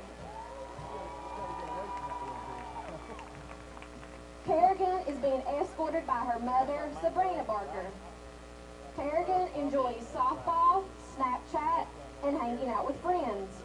Her extracurricular activities include softball, beta, cheer, and choir. Kerrigan's future plans include attending college and becoming a makeup artist.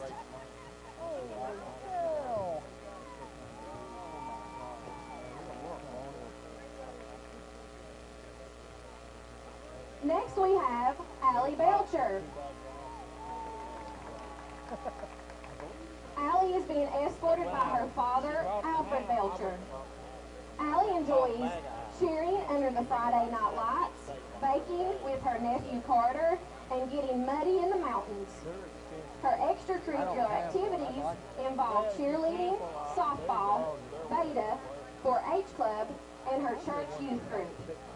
Allie's future plans are to obtain her bachelor's at Marshall University and then go on to East Tennessee State University to pursue a career as a nurse anesthesiast.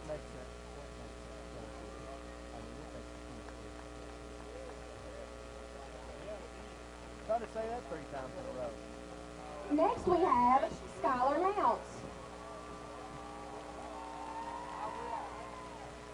Skylar is being escorted by her mother, Nicole Klein. Skylar enjoys playing sports, spending time with friends, and going to football games. Her extracurricular activities involve volleyball, softball, beta, and math field day. Her future plans are to attend Coastal Carolina.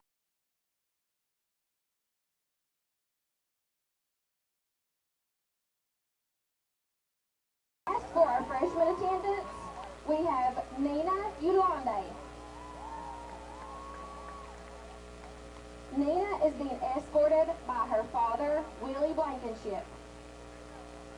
Nina enjoys flying and going places, bringing joy to those around her, and spending time with friends and family. Her extracurricular activities involve volleyball, 4-H, and the Beta Club. Her future plans are to become a dermatologist and travel around the world with her family.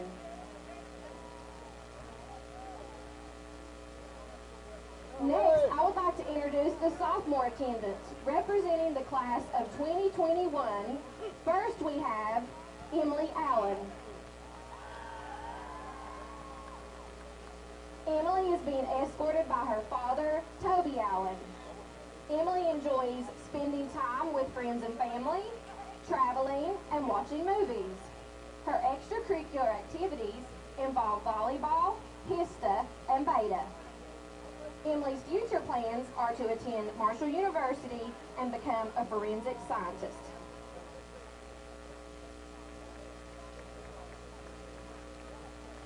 Next we have Jonna Mitchell.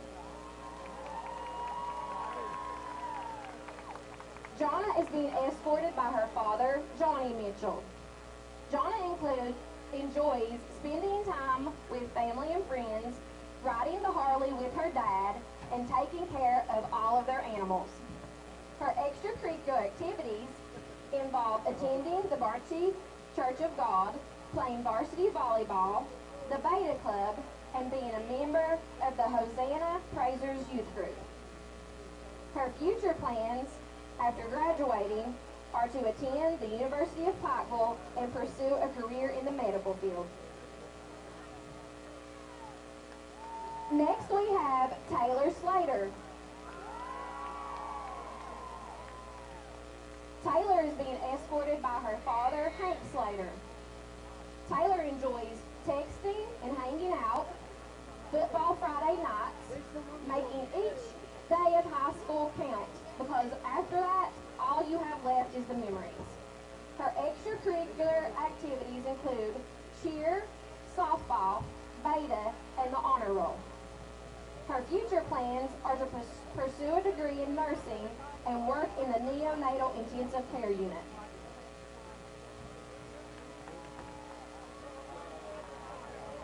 Last, for the sophomore attendance, we have Sierra White.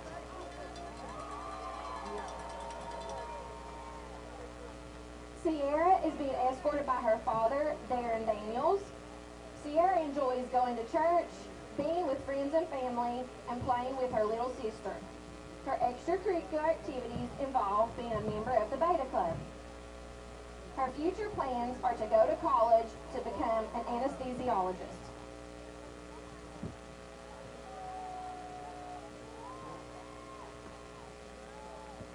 Now introducing our junior attendants, representing the class of 2020, first we have Shaylee Collins. Shaylee is being escorted by her father, Kenneth Collins. Shaylee enjoys cooking, playing the violin, writing, and math. Her extracurricular activities involve the orchestra, prayer club, and a member of the Devon Church of Christ. Her future plans are to attend Pierpont Culinary College.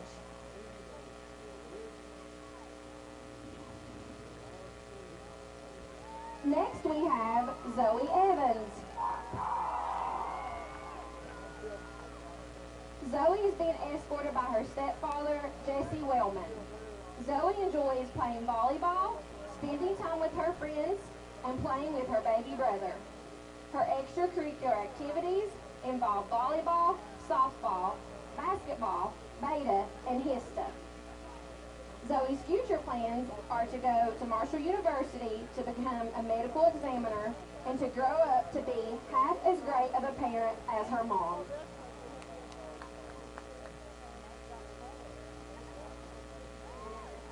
Next we have Malia Martin. Malia is being escorted by her stepfather, Michael Dotson.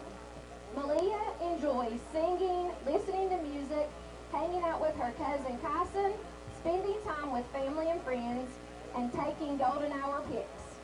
Her extracurricular activities involve cheer, basketball, soccer, softball, track, beta, HISTA, Gear Up Hero, 4-H, and vice president of the WSBC.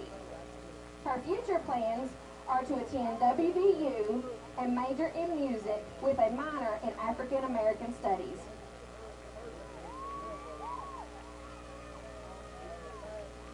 Last, for the junior attendants, we have Riley Puskowski. Riley is being escorted by her father, Jared Puskowski. She enjoys listening to music, reading, spending time with friends, and her little sister Bailey. Riley's extracurricular activities involve the Beta Club, the Gear Up program, and track. Her future plans are to graduate, and attend WVU, where she will major in chemistry.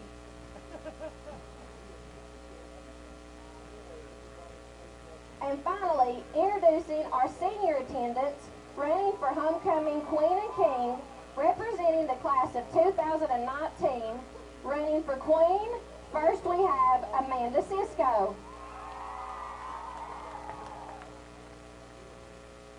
Amanda is being escorted by her sister, Kayla Hale.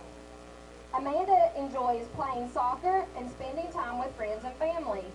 Her extracurricular activities involve soccer, beta, and the National Honor Society. Her future plans are to graduate and attend Fairmont University, where she will become a paralegal. Amanda would also like to take this moment to thank her sister for walking her across the field the past couple of years and for being one of her biggest supporters. Next we have Samantha Estep. Samantha is being escorted by her father, Dustin Estep. She enjoys hanging out with friends, tumbling, and spending time with her family. Her extracurricular activities involve being captain of the cheerleading squad and HOSA. Her future plans are to attend East Tennessee State University and become an anesthesiologist.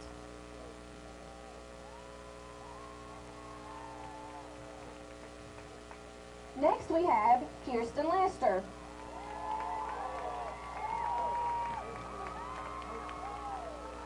Kirsten is being escorted by her father, Mark Lester. She enjoys spending time with family and friends, playing with her puppy Zoe, traveling, attending church with her pawpaw, and spending time with her boyfriend Cole. Her extracurricular activities involve band, choir, theater, the 4-H club, and prayer club. Her future plans are to attend college and major in counseling.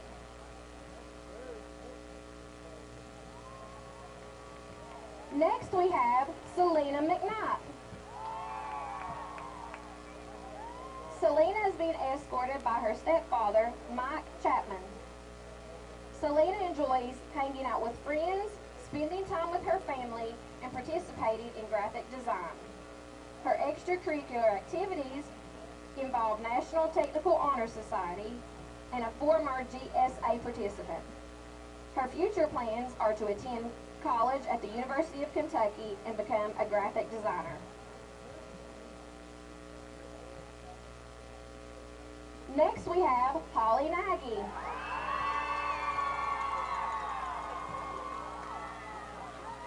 Holly is being escorted by her brother, Jake Nagy. She enjoys music, community service, and meeting new people. Holly's extracurricular activities involve church, beta, prayer club, musicals, and the National Honor Society. Her future plans are to attend college and work toward a master's in developmental psychology.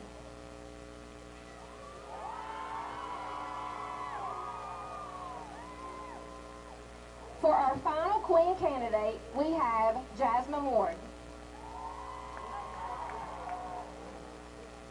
Jasmine is being escorted by her father, Terry Ward. She enjoys spending time with family and friends, shopping, and making people smile. Her extracurricular activities involve being a member of the Beta Club. Jasmine's future plans are to get a degree in computer science.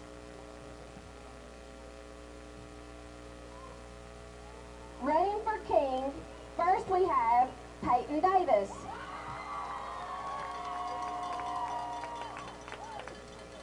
Peyton is being escorted by his parents, Craig and Angela Davis.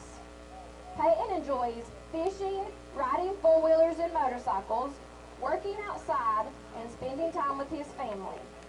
His extracurricular activities involve the National Honor Society, the National Technical Honor Society, Beta, and being an academic and CTE ambassador. Peyton's future plans are to attend college and open up his own business while pursuing a career in landscape and recreational engineering.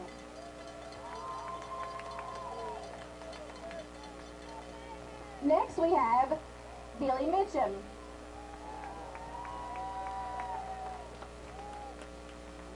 is being escorted by his mother, Danica Mitchum. Billy enjoys hanging out with friends, playing ball, and going riding and working out. His extracurricular activities include football. His future plans are to play college football, but if that doesn't work out, he's going to go straight to work.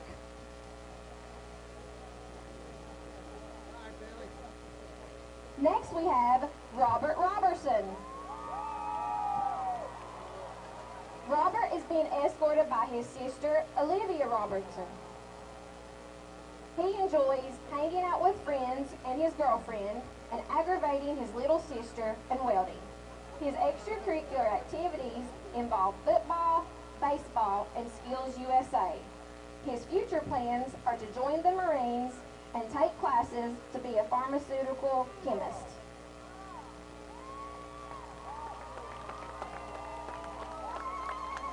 Next we have Austin Taylor. Austin is being escorted by his mother, Stephanie Taylor. Austin enjoys reading, writing, and watching Netflix. His extracurricular activities involve volunteering for the Weekend program, treasurer of the Beta Club, member of the National Honor Society, Hobie, HISTA, SAD, and the Prayer Club. Austin's future plans are to go to college to get a bachelor's degree and then apply for med school.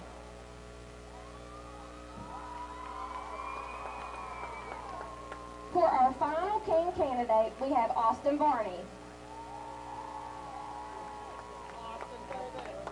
Austin is being escorted by his grandmother, Helen Varney. Austin enjoys fishing, camping, and making people laugh. His extracurricular activities include attending the Regional Church of God with his family and weightlifting. His future plans are to go to college and become a stockbroker.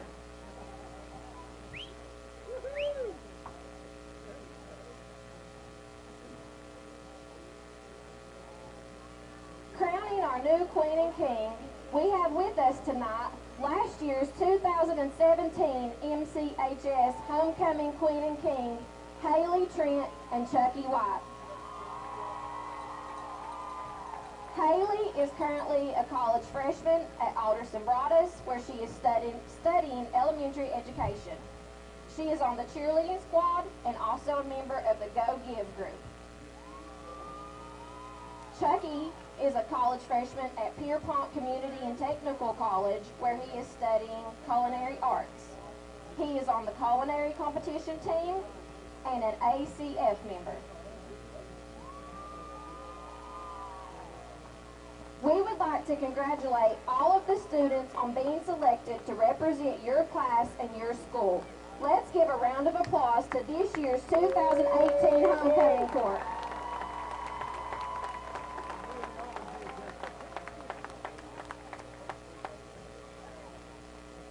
And the moment we've all been waiting for.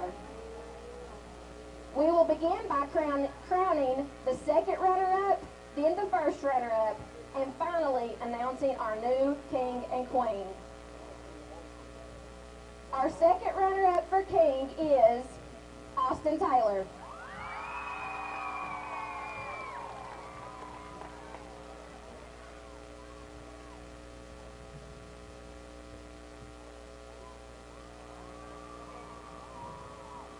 Our second runner-up for Queen is Jasmine Ward.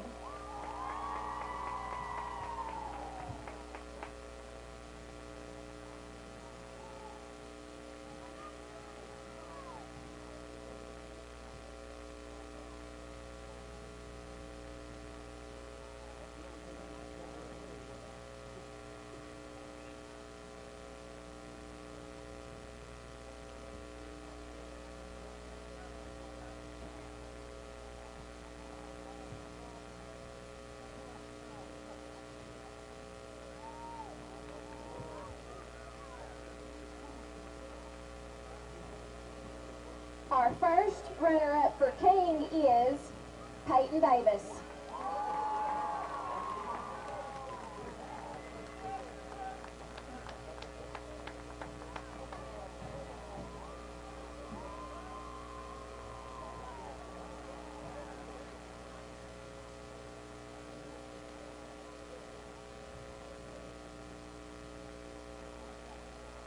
Our first runner-up for Queen is Holly Nagy.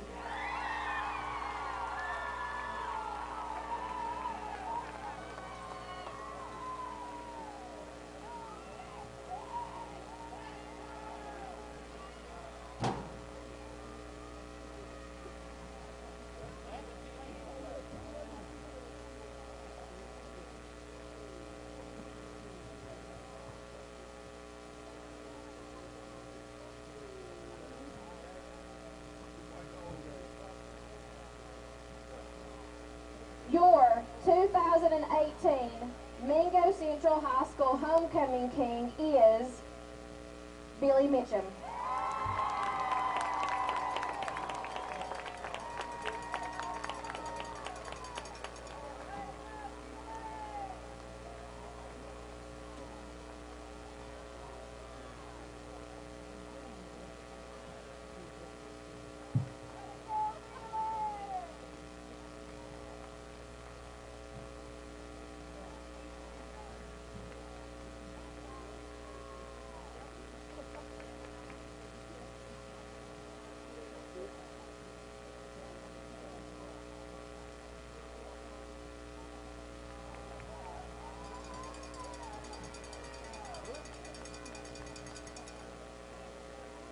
Your 2018 Mingo Central High School Homecoming Queen is Amanda Cisco.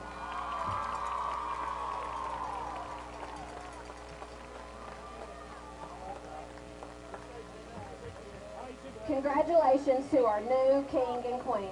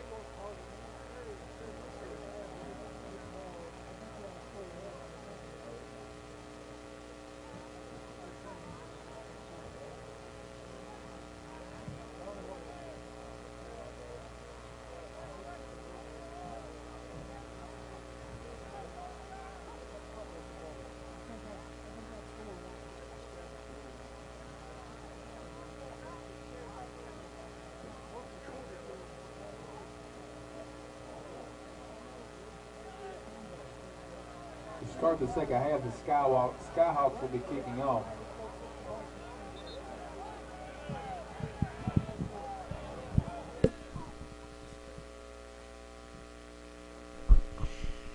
Howdy, howdy, everybody. I'm Dakota Jesse. And I'm Caden Cook. I'm Justin Harris. Guys, we are back for the second half of action up here at James H. Buck Harless Stadium tonight. And guys, I'm going to try this second half to give Caden a little bit more announcing time to get him training up here, because right now it's clearly evident that Mingo Central has a strong hold on the victory. Drew Hatfield and Issa Scales back to return it. But instead it'll go back to Isaac Moore, who is going to take it to about the 45, 46, 47. And it'll be a fumble. Dived on by Billy Mitchum. They'll take that to a 44, I believe.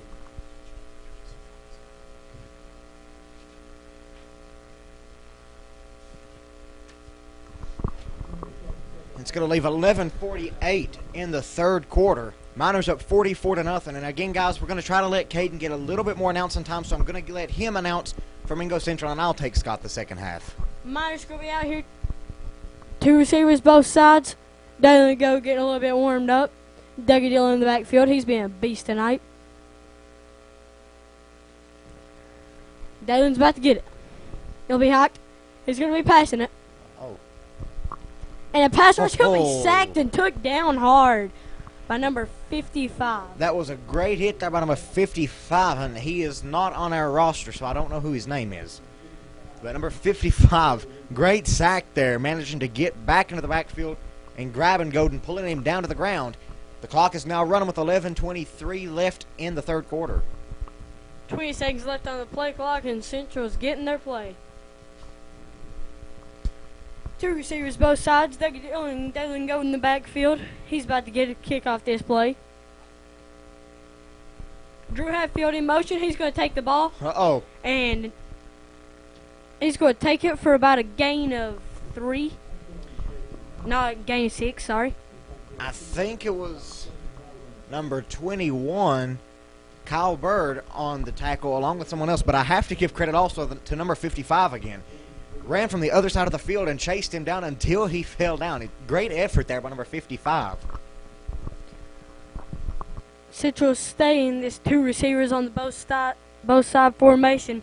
Dougie Dillon in the backfield. 3rd and 8. 12 seconds left. They're going to fake the handoff to Devin Hatfield, and Dougie Dillon's pulling. And he'll get to about the 40-yard line there. Taken down by a slew of Skyhawks there. Going to make it 4th down now for the Mingo Central Miners. 4th down and 5. As the clock is still running, and we are under 10 minutes and 10 seconds left in the third quarter now. Same formation here. Two receivers both sides. Now they're bunched up more. He's going to fake a direct snack to Dougie Dillon. He's going to launch it up. Oh, and it'll be incomplete.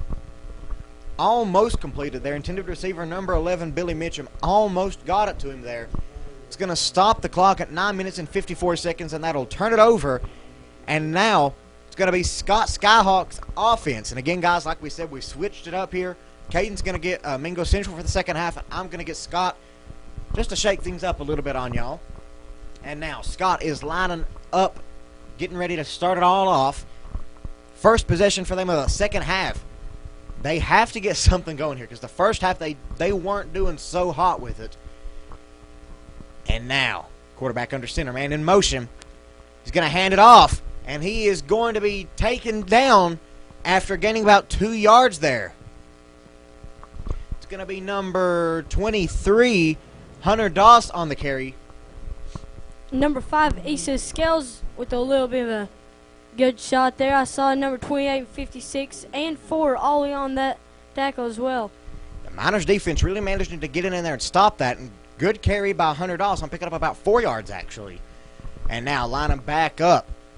White under center. Man in motion. He's going to hand it off to number 64, and he's going with it. He's going to truck number 14 for the Miners, but he's going to pick up the first down, and that'll move the chains for a Skyhawks first down.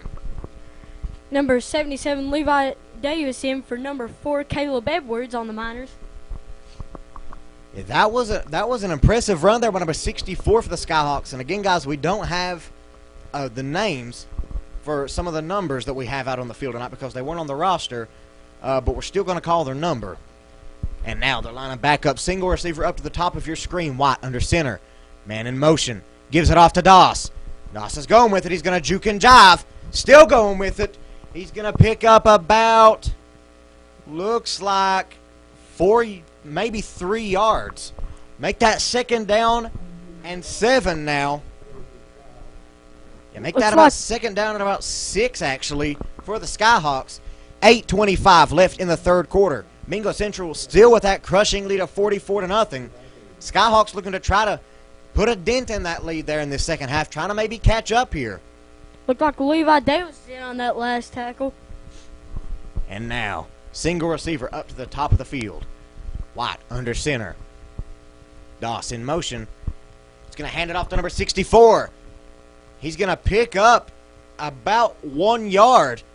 But he's going to be stopped by a herd of miners there, managing to form a huge wall and just stop him.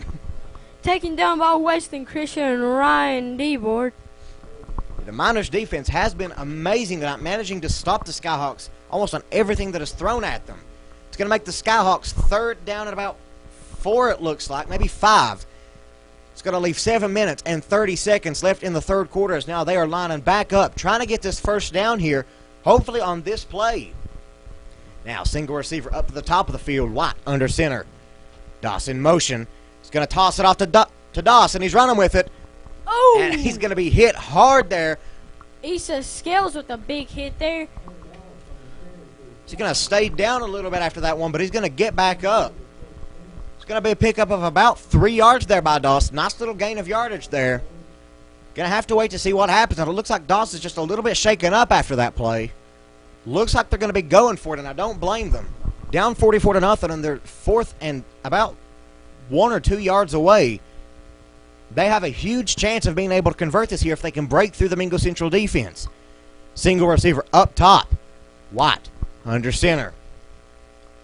Number 16 in motion. He's going to toss it off to him. He's running with it. He's going to move the chains. He's going to just pick up the 1st down, a gain of about 4 yards there for the Skyhawks. That's going to move the chains for a Skyhawks 1st down.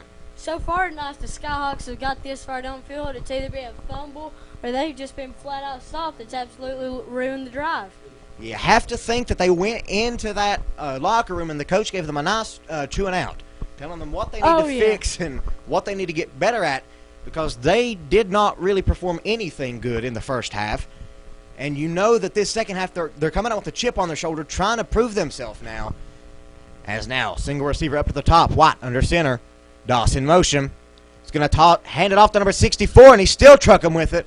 He's going to go down after picking up about 3 yards there. Nice pickup there by number 64 for the Skyhawks, and nice stop by the Mingo Central defense as well. Taken down by number 14, Ethan Irwin on that tackle. It's going to leave fired up, too. It's going to leave 5 minutes, 45 seconds left in the 3rd quarter. Skyhawks inching their way down the field little by little, trying to get their 1st touchdown of the night. Now, the same formation as usual. Single receiver up top. White under center. And now, 16 in motion. He's going to hand it off to number 16, and he's running with it. He's going to get a gain of about 1 yard, it looks like, on the field. Looks like he'll be about 3rd and 6 on this one. He's going to be slow to get up, too. You have to imagine, too, that all of this pressure that's being put on the Skyhawks, it's taken a physical toll on them as well. It's draining all of their energy because they've not done anything to get motivated by anyone, really, at this point. And it would be hard for any player to come out in the 2nd half of a game and be able to get the ball even as far as they've got it so far. With 4 minutes and 50 seconds left in the 3rd quarter, they're lining up. Mingo Central still 44-0. Caleb Edwards in for Levi Davis. It's 3rd down and about 5. White under center. Single receiver up top. 16 in motion. He's going to hand it off to Doss. Doss is going to be taken down. Looks like he's going to make it. Caleb Edwards on the tackle. Nice tackle there. Looks like he's going to make it right back to the line of scrimmage. But that's going to bring up 4th down and about 5 now for the Skyhawks. Have to wait to see what they plan on doing here. And it looks like they're going to take a timeout to try to get their game plan set up, whatever they have in mind here, guys. So, again, we're going to take a quick little break, and we'll be back to you when they come back.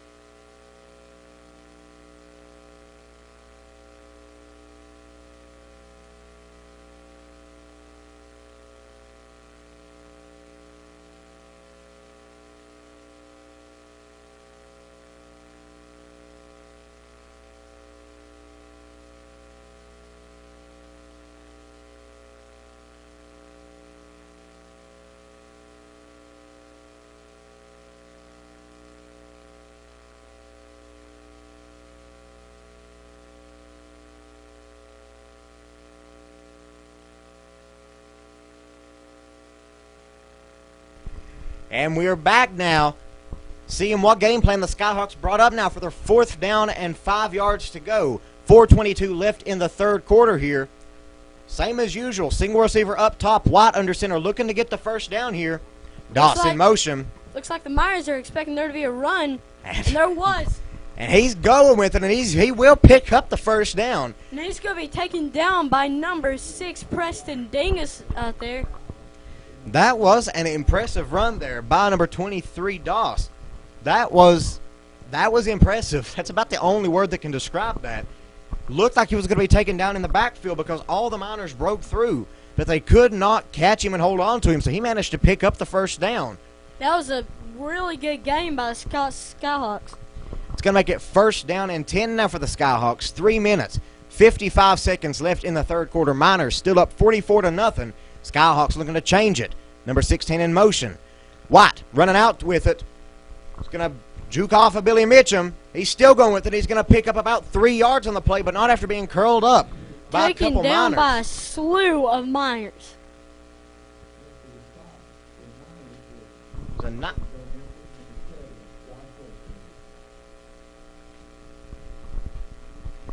Nice stop there by the Mingo Central Miners, though, managing to stop him before he could get any more yards. It's going to be 2nd down and about 8 now for the Miners. Right under 3 minutes and 20 seconds left in the third quarter. Looks like number 16 limping a little bit, running back out onto the field. Like we said, this far into the game with this few results, it's got to be hard on a player to keep going. You know that the Skyhawks want to give up so bad, but they just can't. Now there's going to be a big tangle of people there as number 64 looked like had the ball. I believe he got lifted up off the ground for a second. He got tackled by about 3 or 4 Miners. It's going to leave the clock still running. 2 minutes and 40 seconds left in the third quarter. Second half going by a whole lot faster because they're both teams using their running game a lot more now. 53 in for number 4. That'll be Austin Ray in for Caleb Edwards. Now the Skyhawks have had control almost the entire third quarter here. Yeah, they've used up most of the third quarter. And now Doss in motion. White running out with it, out to the side. He's going to be brought down by number 28 for the Miners. It'll be 4th down now. Let's see what the Skyhawks got in mind.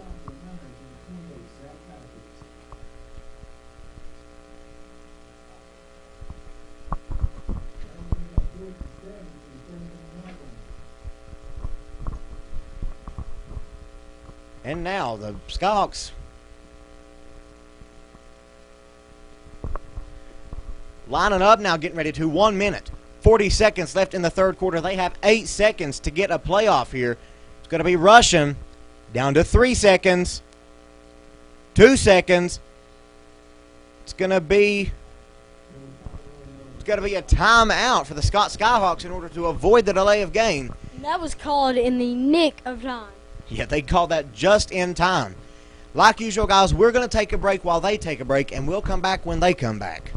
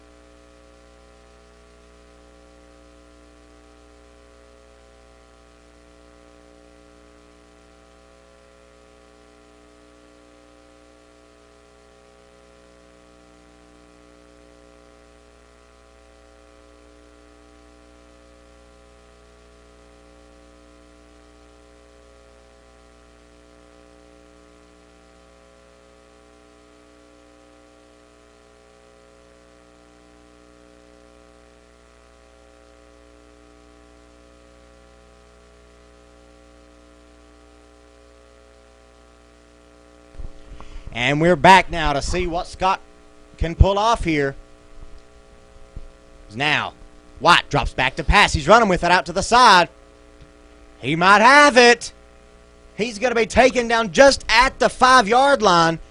And lucky stop there by the Miners, and great run there by number 3, White, the quarterback for Skyhawks.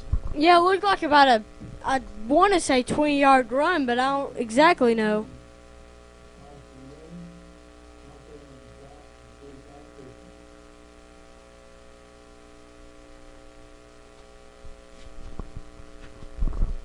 And now, waiting on the Skyhawks to line back up right at 1 minute left now in the third quarter of the game. Double receivers down to the bottom of the field and the top part of the field. White sets to receive the snap. He gets it, drops back to pass. He's running with it again, and he's got it. Touchdown for the Skyhawks. That'll be their first touchdown of the night.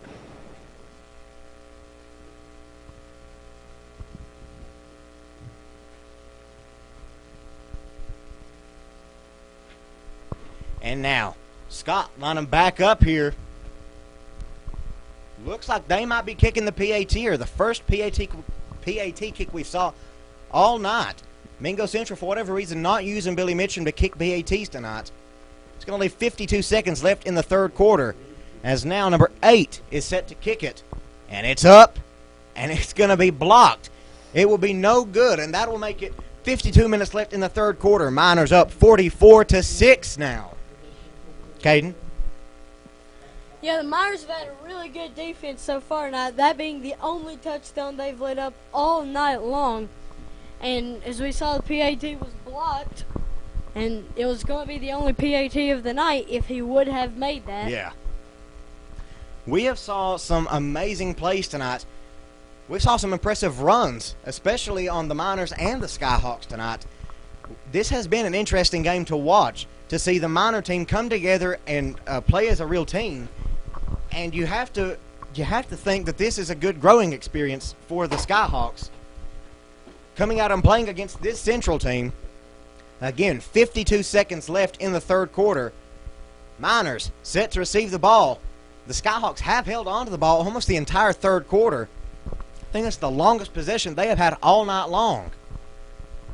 Yeah, that was an extremely long possession for the Skyhawks, and they'll be kicking it off right here. And now, number 8, putting the ball on the tee, getting ready to go back to kick it.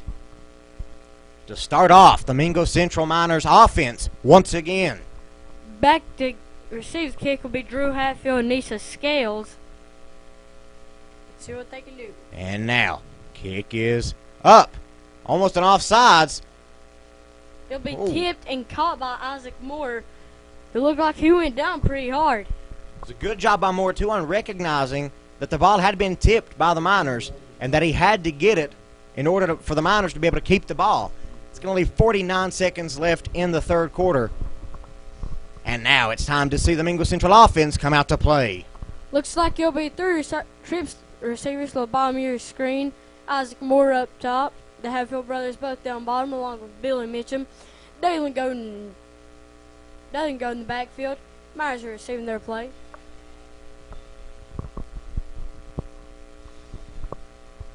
Dougie Dillon shifts to the right side of Dalen. Let's go fake the handoff. Screw pass out to Drew. Oh! He's going to be taken out around the 46 by number 3 for the Skyhawks. That'll move the chains for Mingo Central Miners. First down.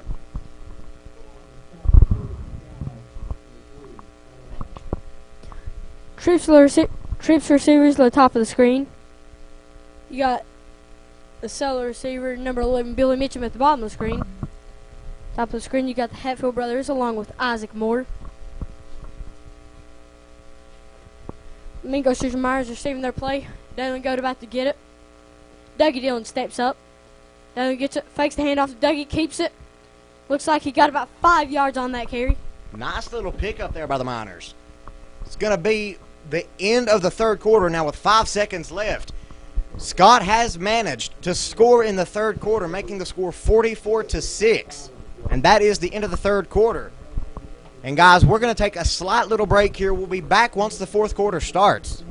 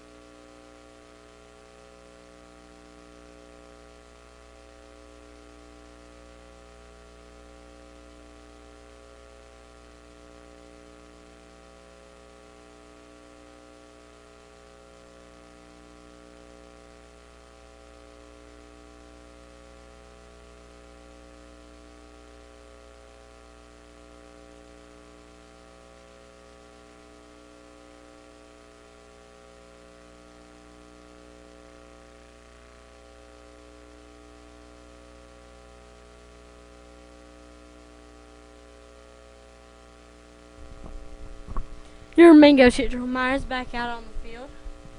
Trips receivers to the bottom of the screen. Billy Mitchum loans receiver up top. Hatfield Brothers along with Isaac Moore on the bottom. Gonna have to, Skyhawks definitely hoping now that they're going to be able to stop the Miners here, maybe possibly get the ball back and try to score again. Dougie Dillon steps up. Dillon go back to receive the ball to kick off play. He receives it. And he's going to go after it. Picked off by the Skyhawks. That is what they were hoping for. They got the ball back. Yeah, I think that was caught by number 16 of the Skyhawks.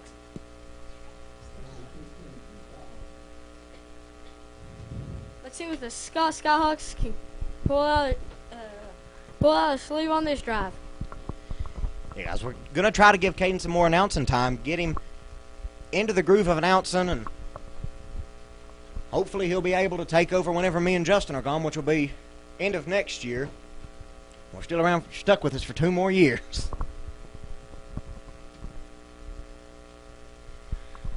Number 16 in motion. He won't get it, though. It'll be a gain of 4 by number 76, 78. Scott managing to pick up those little yards here and 64. there.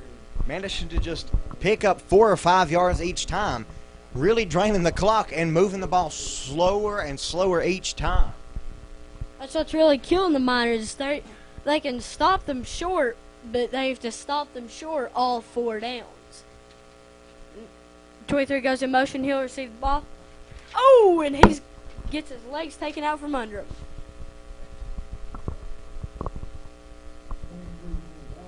Yep, that'll be $2,300 on the carry. Gonna see number 56 coming in for number 77, Levi Davis. Yep. Number 16 has the play. Give it to the quarterback Connor White right now.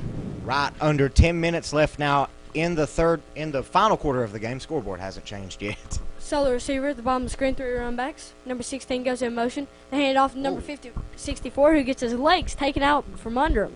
Nice tackle there by the Miners defense. And good job by number 64 using his height to pick up some extra yards there.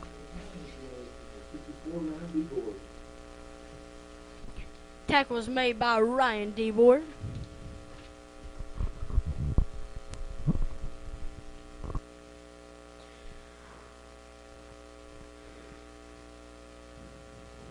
Skyhawks about to receive their play. The Miners and Scott use 2 different systems to get in their play. Scott actually has a player run to the side of the field, and okay, here we go. 3 run backs in the back. Solo receiver. It's going to be a keeper. Oh, he's going to pitch it out. And Wrong! Number 14, Ethan Irwin, destroying him. that was a extremely big hit there. Really good hit by number 14, Ethan Irwin of the Miners. That was a hit and a half, knocking him back for a loop. It's going to make it first and 10 now for the Mingo Central Miners. That'll reset the tone of this game. Mingo Central Miners. Trips receivers to the bottom of your screen. Trips receivers to the bottom of your screen. Billy Mitchum solo up top. Dougie Dillon's going to step up. It's going to be a handoff to Dougie Dillon. He's going to take it up for the 30. The 25. The 20. Oh, and the 15 until he goes out of bounds. An amazing run there by Dillon. Down to 8 minutes, 25 seconds left in the third quarter. The Miners have been doing nothing but outdoing the Skyhawks this game. That will move the chains for Mingo Central Miners. First down. 2 receivers on both sides. Drew Hatfield's going to come across and get the ball. Oh. Ooh! He's going to... And it'll be a touchdown by Drew Hatfield. Rushed for about 15 yards. What an amazing run there. Almost got took down in the backfield until the person tripped. Number 35, Dougie Dillon, limping off the field, though. Oh, and he's down on the sidelines. I would assume by now it's time for him to get some resting time anyways, for them to put some second and third strings in for everybody. Mingo Central up now, 50-6. 7:58 left in the game. And they're going for 2 again. 2 receivers, both sides. Zach Patrick will step up. It's a handoff to Zach Patrick, and he's just going to power his way through the line, but he did not get it. It's like the old saying, close but no cigar. Almost got it, but did not get it. 7:58 again left in the game. Mingo Central not able to capitalize on the 2-point conversion. Still had the lead 50-6. And guys, we're going to take a quick break again. We'll come back when they come back.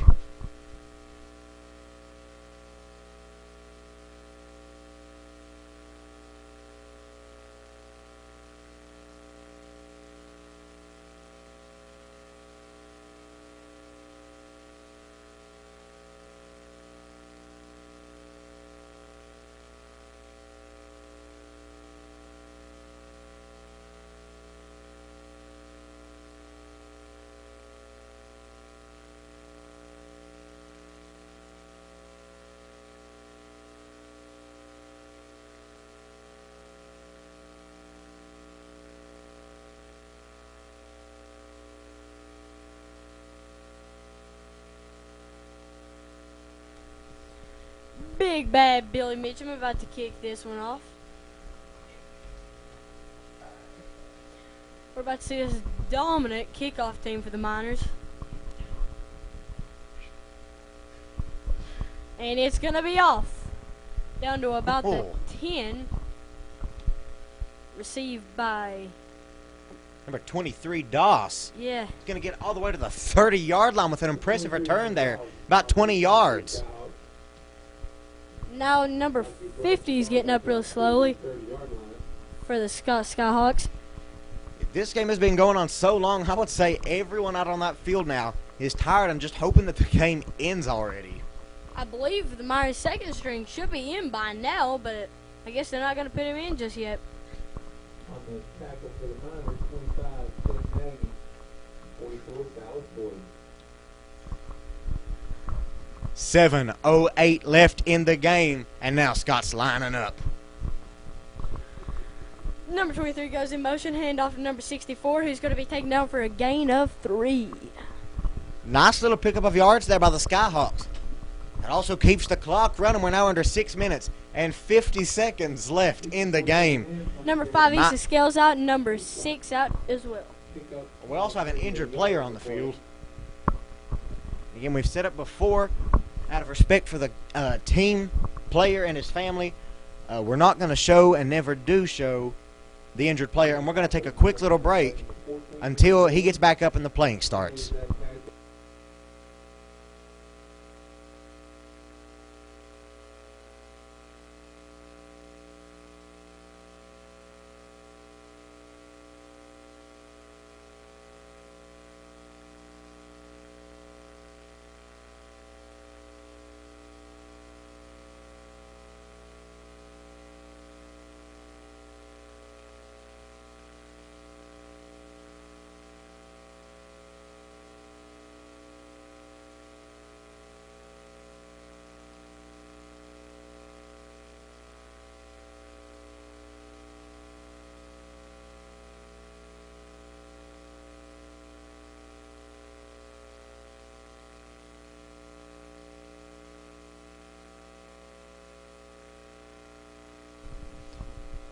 And we're back with some Mingo Central Minor football, getting ready for the game to end. 6 minutes and 30 seconds left on the clock now as Scott is setting up, getting ready to play.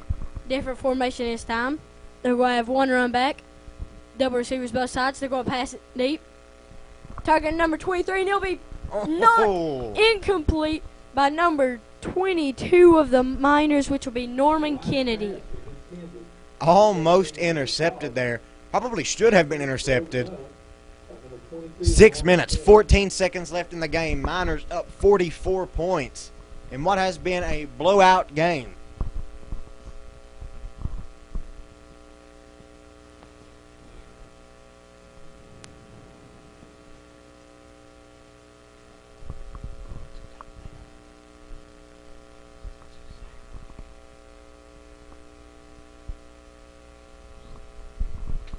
And now, ball got pushed back, not quite sure why. But now it is second down and all the way home for them to get a first down now. Norman Kennedy was upset that he didn't pick that off. Number 14 for number 34 of the Miners.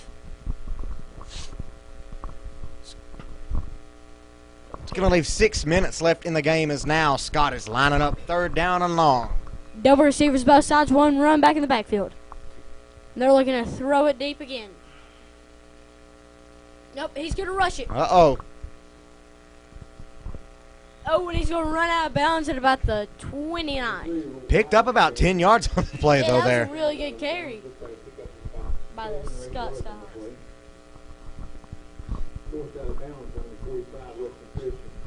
That was a nice job of him also of running out of bounds there instead of taking the hit. Nice pickup of 10 yards, too. Makes it fourth down at about 10.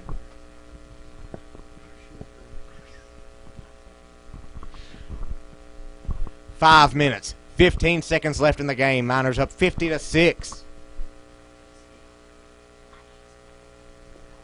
Double receivers both sides, one run back in the backfield.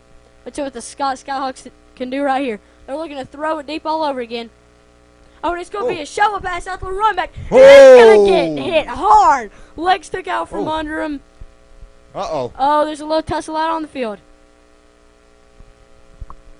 Number 72, I think, had a late block there. I think the refs are just not looking to throw a flag right now.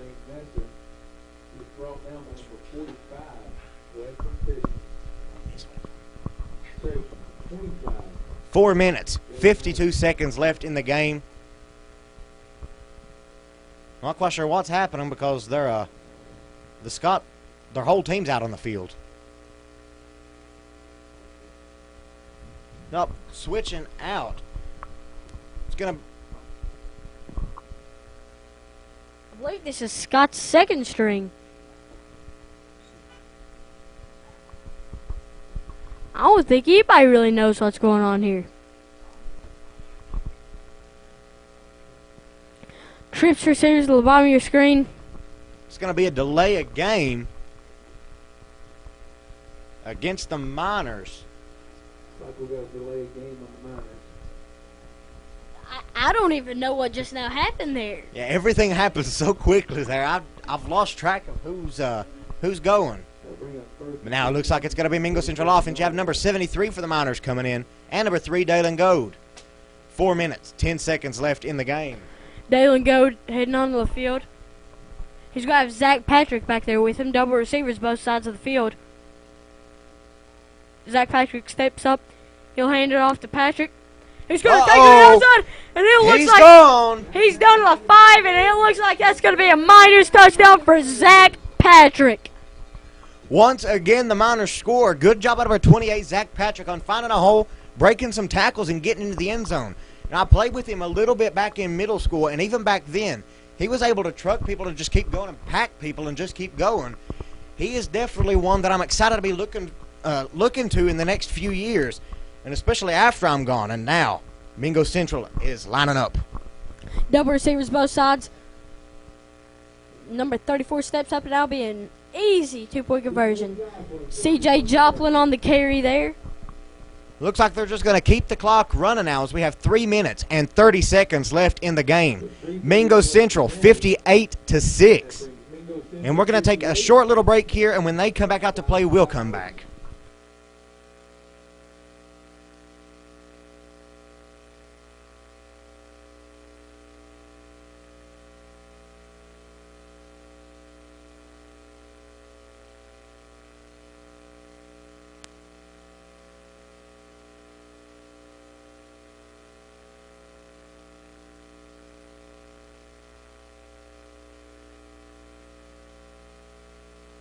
Mingo Miners about to kick it off here.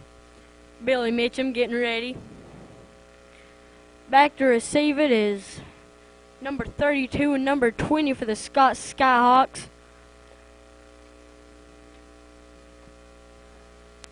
Mitchum goes back. He is ready.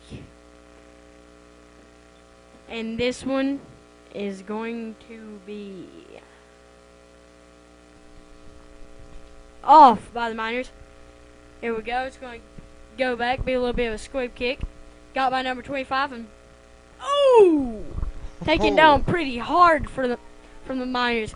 Number 85 and 32 on the tackle there, which will be L.V. Mack Simpkins and Dougie Dillon. It's going to leave 2 minutes, 34 seconds left in the game. Miners up 58-6. Your Miners defense is going to be coming out here. Skyhawks going to the sideline. Not quite sure what's happening right now. They did this last time the change of possession happened as well. Looks like they're just going over to the sideline now. Might actually be a timeout. Clock is stopped. Play clock stopped. Yeah, this is going to be a timeout. And the Miners defense doesn't know what's going on right now. The ball's all the way on the 18. These last few minutes have been really confusing to announce. Yeah, 13. No, that's 18. That's 18. Oh, yeah. With 11 seconds left, the Skyhawks offense finally getting lined up out here. You can stop by Nashville, Denver, or Brandon. They're located over in Gilbert. Number 304-64-2040. That will be a delay game against the Skyhawks. Man, that was a fast 10 seconds. It's going to move them back just a little bit longer. 2 minutes. They're going to keep the clock running out. 2 minutes left in the game. Miners up 58-6. 1:56 left in the game with 16 left on the play clock. Scots within their own 10. Under 10 seconds left on the play Three clock. running backs are a receiver both sides. It's going to be another flag against Sorry, the just two running Skyhawks. backs. Not quite sure. I think they have one too many players out on the field. Yeah, they did.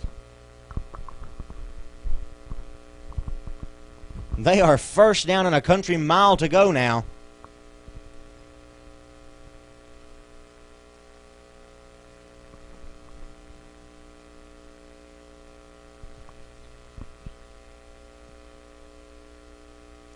Scott only has, I believe, 10 players on the field, and number 12 will be taken down for a loss. I think he's within his own 3 now.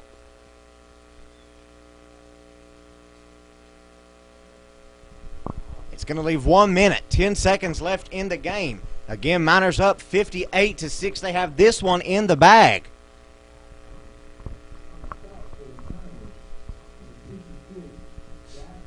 As this game is slowly winding down, we are now under 1 minute in what has been a blowout game, Caden. Let's just recap for a little bit on some of the moments of this game, such as that almost caught pass by Drew Hatfield like we saw against Logan a couple weeks. If he would have caught that would have been his 3rd spectacular catch at the Buck this year. And Scott's going to run it for, they got to about the line of scrimmage, it looks like. Let's also talk about Dougie Dillon and how he has been so powerful and explosive in this game. I mean, he's been so powerful this game in trying to truck people and just straight up run over people that he has chipped the paint off of his helmet. There is about a, I'd say, 5-inch square all across in the front of his helmet that there is no paint whatsoever. Yeah, and then also Dalen Gold getting well over his 1,800-yard mark this game. Oh, yeah. He has cleared that mark like it was nothing. Thrown, I believe, 3 touchdowns that were like over 20 yards this game. That's going to be the end of the game, guys. Mingo Central taking the win, 58-6. And, guys, we're going to try to start something now. The Mingo Central player of the game, we're going to give it to Dougie Dillon because of his power and his explosiveness in this game. The dude has just done nothing but outdo the opponent, even by himself. He has managed to show how he can fire on all cylinders and manage to truck anybody that gets in his path. Anyways, guys, that's going to do it for this video. We'll see you all week after next. Again, I'm Dakota Jesse. And I'm Caden Cook. I'm Justin Harris. Guys, we'll see y'all next time. Most importantly, as always, guys, God bless.